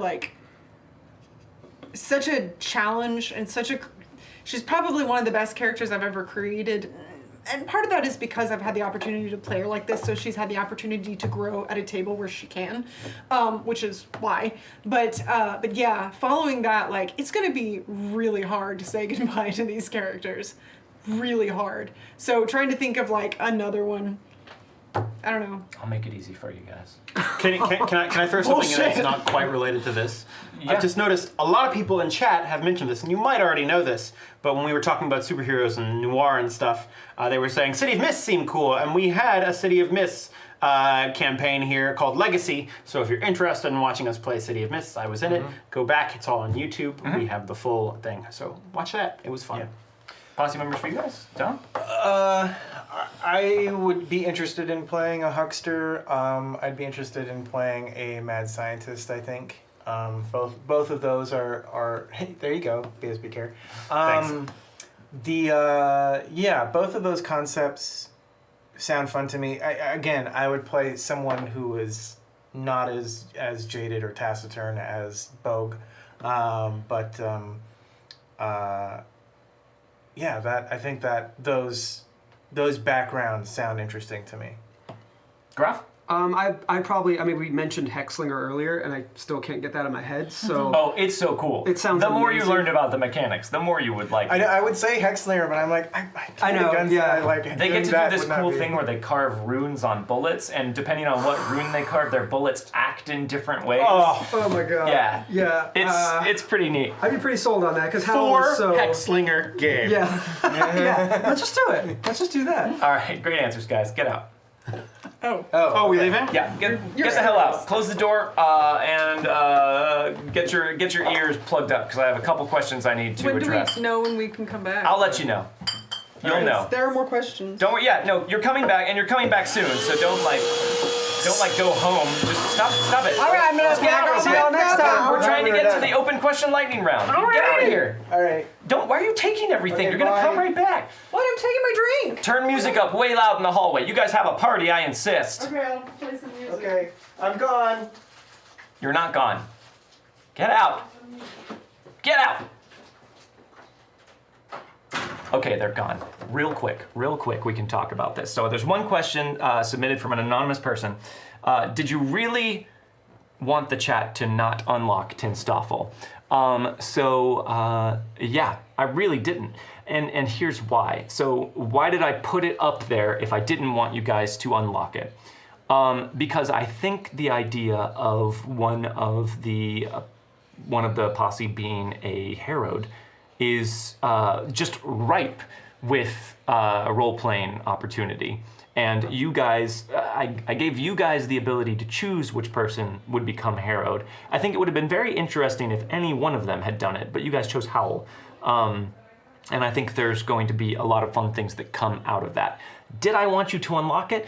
Not necessarily, because it represents a lot of extra work for me. Because there are new systems that I have to learn, there are new mechanics that I'm going to have to put into play. It's a Herod Beacon 29, and again, these are major spoilers if you have not watched the end of this. So yes, and also it's classic Deadlands. Herod characters, oh my god, I'm blanking on their names. Crap, the big bads from season 1, Johnny and Holbrook. Holbrook are Herod. They are people that come back with Manitou hitchhiking in their brains that bring them back to life, but are also fighting for control of their body. But it also adds a lot of mechanical elements because you have to keep track of who is in more control And also being harrowed gets you access to other special abilities. So it should be really interesting.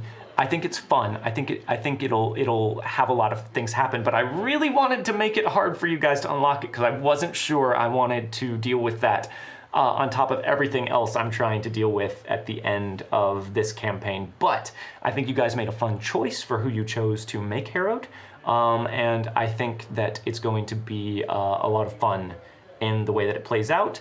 And I think that that Howl will be an interesting candidate for it. But they have no idea. They don't know. I think Dom suspects what it might have been, but I don't think anyone else really knows. And I've been trying to keep them on the back foot and guessing and on their toes. So we'll see if any of them are able to figure it out. It's going to take a little time for them to figure it out.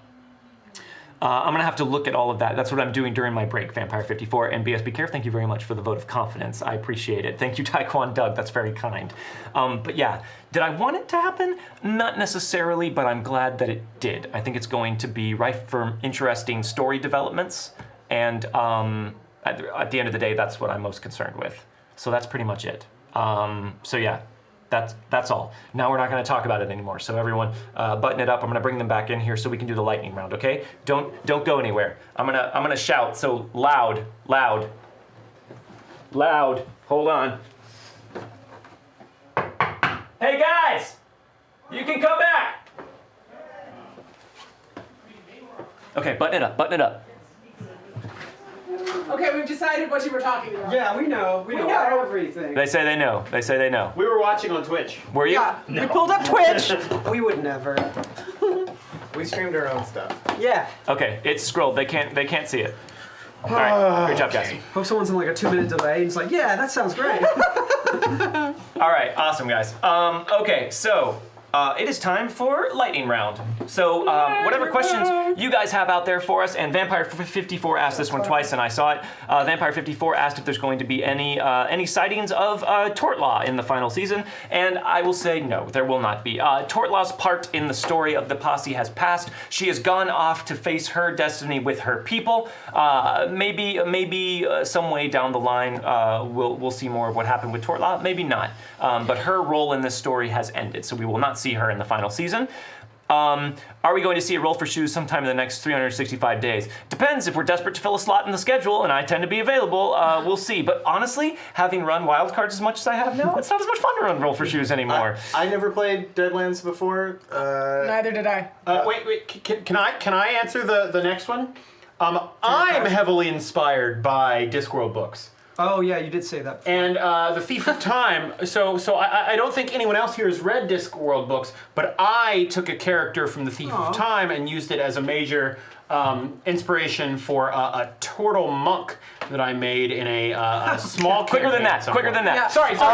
So okay. Rocky Boots? I did not take inspiration from Thief of Time. It just seemed like a fun idea to me. Where are the? It's a good question. Rocket boots, you have them, and you know when they would have been awesome to use? Yep. In the Methuselah episode when you were trying to get from one I gotta place be to honest, another. I forgot about the rocket boots. Yep, and we've all forgotten about the Rocket Barovia boots. show. Yes, Poyas, is that Poye, what it is? It is only 3 episodes of another mini-season, and it is also my favorite setting. Meghan Caves will be in it. I will be DMing it. Tyler Rhodes and Jesse Hendricks and Michael Holmes is the rest of the cast. Yes. So next week, Friday, 3 episodes. The other 3 are on YouTube. Go check those out. Yeah. Will we see Ludi again in season 5? Beacon29 asks. Maybe. You'll have to tune in and find out. I got my Lee Van Cleef style hat. There is a Western store in Burbank. It's called Amish Bee. It's a Stetson.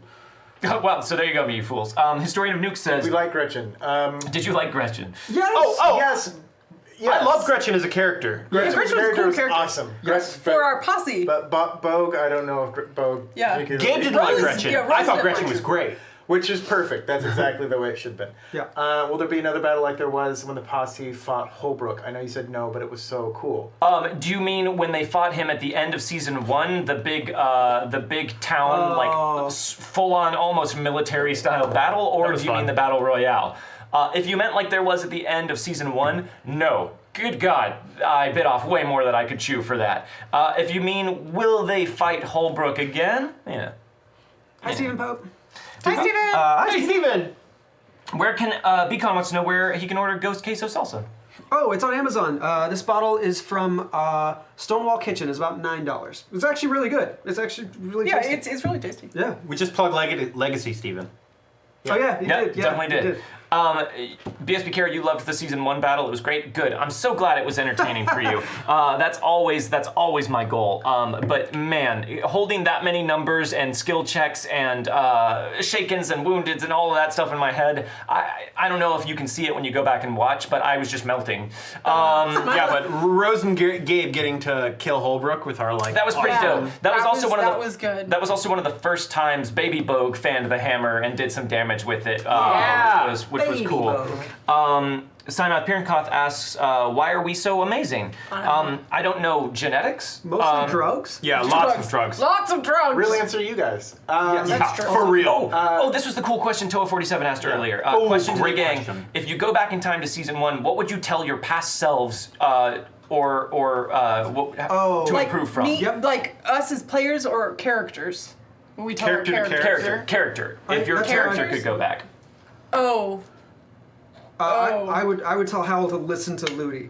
Those visions she can see, those are very true. Oh Listen yeah, to yeah, Ludi. because your lack of believing kind of led he to was a a lot of doubting things. Thomas for so long that it hurt him, and that's why she left. Kind of. You know? I think, honestly, at this point, Rose might say, don't go to the West. Oh my God. I think mine would be don't trust Gerald Richards Sure, yeah, that too. because that led to Oh. the Helpening, which was probably one of the Sure. most traumatic moments of Gabe's life. So Yeah. Go alone. Do it alone. Oh no. And then, real quick, I want us to go back and do that person. What would you tell yourself as a player in the past? But Shiny Professor asks, how long did I play Deadlands before Wildcards? This was the first time I've ever played Deadlands.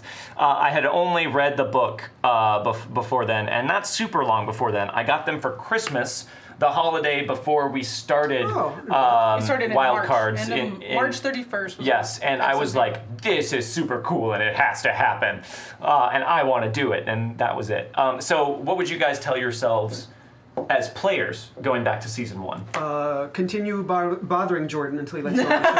Okay. Just make it happen sooner if possible. Okay. I think I would tell myself to go for it more. I mean, that's a whole thing, but just like for performance in general, I feel like I'm always like, oh, am I doing too much for an RPG? And, you know, I finally kind of went, you know what, I'm not going to worry about it. And I mean, that's easier said than done, but I feel like I've slowly gotten better about that, and I think I would tell myself, like, don't worry about it now. I think I got better at this, but I think I would probably tell myself to let moments not be funny when they're not funny. You know? Sure. Yeah, that makes sense. Dom? I mean, this kind of goes with what Farquaad was asking, how my character now would react to the original inspirations of the character. Yeah, that's a really cool question. I like that thought quad. And I don't fully know if that's me. If that's like if Bogue ran up against Lee Van Cleef, how that interaction would go. Not I think well. Bo could take him easily. Oh, for sure. Yeah. Bo could absolutely take him, but yeah, I don't know. I don't. Yeah, there wasn't much. I think that I would change from the direction that I went with Bo. Gabe would scoff. Yeah? Yep. Mm-hmm. Why is 3/5 of the table wearing plaid? Yeah, I don't know. Yeah, it's just kind of We coordinated beforehand. I wore this to Again, work and genetics? That's it. Genetics. possible. I think there was there another question that someone had asked earlier that they asked multiple times that we missed? Probably. Ask it again. To the Posse, what was the best acting your character performed? So in a way, what was like the moment, what was like the most, the truest moment that you feel like you had with your character, or the most emotional moment you had with your character? The moment that Rose told James and Howell that Gabe was gone. Oh, I yeah. think it was waking up from being dead. That was also really good. Because I remember, and this sounds so like actory, but I remember like almost having tears in my eyes by the end and being like, oh, that's never something I've been able to do as an actor. Yeah. But like it felt very emotionally weighted, and I was like, yeah, okay, cool. That felt good. That felt very real. Yeah, meeting Ludi for the first time after losing her. Easy. Running into the Baron. and not. Yep, great. Yeah. That was really good. So was your breakdown in the cave. I thought. Yes. In, Oh, in season yeah. Yeah. I really liked that too. Is Gussie okay? Marshall Vampire 54 asks. Oh, yeah, No. Simon What? Oh, wait, Piernkopf. what? Simon Piernkopf asks, Marshall, any advice on designing a Savage Worlds campaign?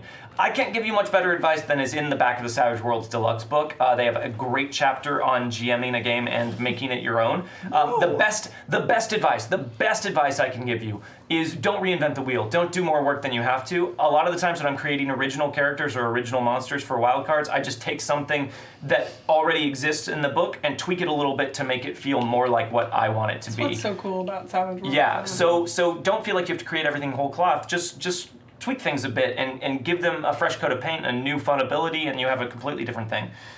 Let's keep Anjanetta. Gambit. I think Wolverine. to the Posse. It's Wolverine. What would you Wolverine, guys fucking be, idiots. No, come on. Hold on, hold on. 90s cartoon? No. He was in love with Morph. The Wake Up was so good. Anjanetta? And Janetta, was the Gen Con episode a joint experience or just Howl's? Absolutely.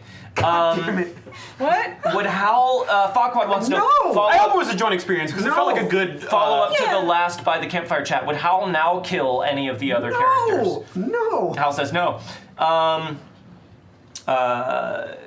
Random question: Wolverine or Gambit? 90s cartoon version. Wolverine. Gambit. I don't Wolverine. Wolverine. Wolverine is oh god, I hated the Wolverine as a cannibals. kid. I know Hey, them. It's a Jordan thing. Honestly, Wolverine or Gambit, Didn't I Eddie- choose Cyclops. What'd you say? Gambit's Yes. my favorite X. Yes.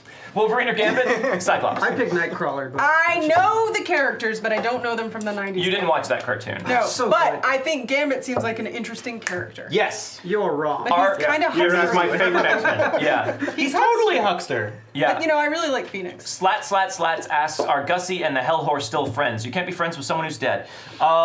Peter Buxton says, for Jordan CC, how do you make encounters with smaller enemies feel impactful now that the Posse has gone toe-to-toe with the big bads? Giving them really distinct personalities and interesting points of view, and maybe things other than physical harm that they can inflict on the characters. Honestly, the Blackwood Society weren't that imposing to the Posse, but I really, really loved being able to play with the condescension that they showed towards the Posse, and I feel like that made them so angry and it made it so satisfying to be able to hurt them. Question, Beals is totally dead, isn't she? Hashtag Beals Protection Squad. Maybe. Joint experience. Wait, hold on. Yes, pretty much any X-Men is better than Wolverine or Gambit. No, that's wrong. Did they ever upload the Gen Con session? Not as far as we know at this point. A lot of people have been asking them about that. Gen Con says it's going to happen when it happens, so we'll see if it actually ever does. If it doesn't, we are going to sit down and probably put together a brief recap of it for you guys so you at least know what happened. Yeah. Other than that, if you were there in the audience, it was a special thing that happened that maybe only you will ever see. Favorite costume to use to play an NPC for the Meghan Marshal. I very much love Ferret's wig. Putting on the Ferret wig just instantly makes me feel like a doofus. The answer is Colossus, someone says. All right, fair point. Colossus is pretty great. Colossus is okay. Yeah, I like Colossus. Gotta love the speed round. Guys, I love you all, but it's past 2 a.m., so I'm heading to bed. Good night, Canaries. Thank you very much for being here. Okay, Beals gets a maybe, but not Gussie. Absolutely. Recap, we expect a word-for-word recreation of the first hour. That's going to be really hard for us to do, but Let's start now, right? yeah, we'll start right. Boy, I sure am tired. What the hell? I can't act as Gabe when I'm not in the costume. I see. Makes a lot of sense. Question for the Marshal, what's your opinion on special items like Blood Drinker? Would you give each of the Posse one if appropriate? Yes and no. I feel like special items don't feel special if everybody has one sometimes. I like to give everybody unique things, but some of them are better suited to handle the challenges that they face than others are. Like Howl is just a tough son of a bitch, so he didn't need like a whole lot of awesomeness, but I feel like the flavor of the claw that he has is just really a cool Howl thing. Rose has a lot of options, so I just kind of wanted to give her sort of like a utility thing with her little little black pearl that she can use. James was getting into the point where he expected to be a gunslinger, but all of these things they were fighting were resistant to normal weapons. So I needed to give him something that allowed him to still face those things and be able to use all the powers that he had accrued. And Gabe has a cross that he doesn't know what it does, except it lights up sometimes. So I assume it doesn't do anything. It doesn't do anything. It just summoned a cursed Spanish Spaniard once, and then I'm probably gonna forget about it. And it's not a thing. Moment that almost made me cry. What time the studio was all out of Coke? One time when Jordan Pridgeon almost spilled stuff all over the studio.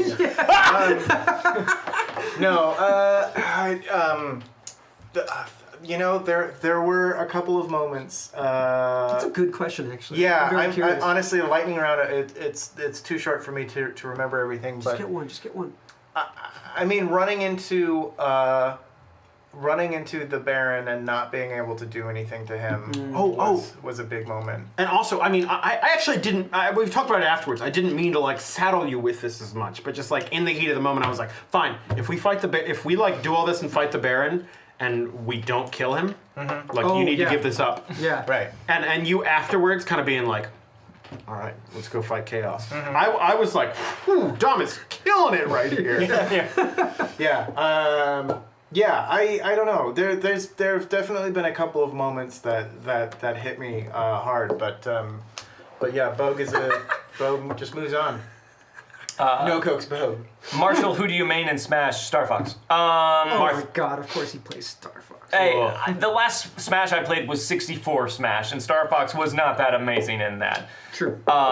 Will Esther Wynn appear again? Maybe. Someone mentioned, please no more 1 a.m. end times because that's 4 a.m. where you are. I really, really am going to make an effort. Listen, here's the thing. Wildcards is a 4-hour show. It's not a 3-hour show, it's a 4-hour show now. Deal with it, we're all cool. But I'm really, really, really going to try not to make it past that. For finales, sometimes things go a bit long because there's a lot to wrap up and I want to make sure things get to a satisfying conclusion, so I'm very sorry about that. I'm going to try and be better about it in the future, but I'm learning this as I go. Bye, Bright Star Venus. Bye, Bright Star Venus. Thank you for being here. Marshall. Sorry, we would love to be able to start earlier. We just can't yet. Maybe one because day. Of jobs. Yes, if this became our job, maybe, but it's not. So. BSB Care asked Marshall, how do you make your villains so memorable or villainy? Since the age of 8, I have been doing acting training. That was all I wanted to do when I grew up. I took so many classes. I went to college for it. I did a bunch of improv classes. Then I was like, no, I don't want to do this anymore. But as a result of that, like I just have a bunch of stuff in my back pocket, improvising. Strong character choices and things like that. It's just a skill that I spent most of my life working on. So that's part of it. But the other part of it is it's been very, very useful to just give NPCs, especially when you're pulling them out immediately, one very specific thing about them. Just give them one very specific thing, whether it's a mannerism, a point of view, something that they do or can do. Just one specific thing can make them so much more memorable. Hey, thanks, Mister. This is Silver. I'm never gonna leave that down. Question to JCC: who was your favorite character voice to do? I fucking love doing the Wraith. The Wraith is just like my take on Val Kilmer in Tombstone, and that's just so much fun to do. But yeah, if you want more advice like that, listen to Experience Pointers. That's right. We talk about the podcast that myself, Gaurav, and Megan do, and we have fun guests, including some of the people here at the table, and maybe in the future we'll have Jordan Bridgen. We can't have 2 Jordans. That's true. That'd be very confusing. That'd be absurd. We have a no Jordans rule. Yeah. Mm-hmm. Oh yes, but even tenorous voices can be villains. Look at I was gonna say Iago, which is absolutely not the right direction. Look at Iago from Aladdin. Gilbert Gottfried, beautiful tenor voice. I love that hair. Yes. The playing against type is another very interesting way to make an NPC memorable. Give them something that's not very threatening. One of my favorite things to do is have them be very upfront and matter of fact about the fact that they're evil, and that's not really their thing. Will there be a new intro for season 5? Yes. I believe so. I guess now there is. Yep. Committing to it. Gaurav, do some more. You do it. What will Jordan and Jordan review next? Those fucking cans of SpaghettiOs. Yeah, we keep talking about that. We can't do One it. exploded, so we can't. Yeah. Well, we still got to do it. What do you think, guys? Should we call it? Should we call it here? Do you have ideas for the new intro, Gaurav? Oh yeah, I got plenty. He's got plenty. So he's gonna do it. He's gonna do it, and we will not pay him. We actively refuse to. We will charge him. A new, He's turned down. a new opening. Everyone is dead at the beginning. Interesting. Keep the coat flip. Keep the coat flip. Hashtag Yes. keep the coat flip. The Right. coat That's a really It's good. really hard. Both coat. So both Gabe putting on his coat and then the flip of Bogue pulling his gun out. So Listen, cool. guys, I know you like the Kofa, but trust me, there could be a better shot. We'll see. We'll see. See what we The get. big 075. You have one more question. Hit us with it. What do you got? Oh wait, right. Time delay. So we're just gonna be sitting here. We got like 30 seconds. Who in the Can posse? cook. Like in the posse or like Who us? in the posse can cook? Oh, That yeah, someone- I think Hal- we I think we actually answered went through this. this. Yeah. How? It would be how. Definitely Hal. He makes a mean chili. How with a Hal. little bit of help from Bo. Yeah, definitely. Yeah, exactly. That not much. Yeah, but and a little us, bit. we're like, Yeah, Howl's pretty good at it. Toa 47 asks. Where did you learn to bake beans? Question. I am a player. That's the you thing. a Yeah, servant? Jordan is a I'm player. not the GM. I'm a player. But if you mean me, when will you see me on the other side of Wildcards as a player? Never. Wildcards is the show that I have always wanted to GM and didn't know until I started doing it. So I will never do anything but GM on Wildcards. I can't imagine you as a player in Wildcards, like sitting there and being okay with what someone Just be else like, is doing as the I can GM. do this better. I can do this better. I can do I'm this not better. that bad. Are you gonna? Okay, nope, that's fine. Oh, good solution, Farquaad. Everyone gets a coat flip. Oh! Taekwon Doug doing a well-known production like Hamlet or Macbeth as an RPG. That could be fun. A be little interesting. Shakespearean RPG. That would be I'd really love cool. that. But what I would love to see is where an RPG would diverge from the Sure. the way the Yeah. story I thought you were going to developed. say something about iambic pentameter. Question: Hamlet aces every roll. Will the Baron remember James? Blue Avalon fan. asks. Yes, I think so. At this point, Yeah. I think so. Not many men stand up to that guy. Yes. New intro man. shot. Howl punches the guy back. Yeah. Howl is the Posse stay-at-home dad. DJ Regular. That's a goddamn dream. You know I love Fiasco. Oh, yeah. Oh yeah, It's he not tried always to, the best He tried to stream. whisper that earlier. Yeah, it's not always the best stream game. I really love it. BSP If you want to Care watch more Fiasco, this Sunday, 1 o'clock, gosh darn Fiasco with the double click. with the double clips. That's right. That'll be happening. And I said double click. You said double clips. I did But I meant hear double that. clicks. I was going to call you Make out. double clips of double clicks. BSB Care suggests four weeks of mini episodes of Wildcards where each member of the posse takes over as Marshal for a week. Ooh. Would you be a player in Deadlands if given a chance? Are you talking to me, Vampire 54? Absolutely, I would be. Shiny Professor says he is a player. Several players. All the NPCs. Prude. Is Steven's character ever going to come back? I don't know. That depends. Maybe. Who would win in a gunfight, James or Howell?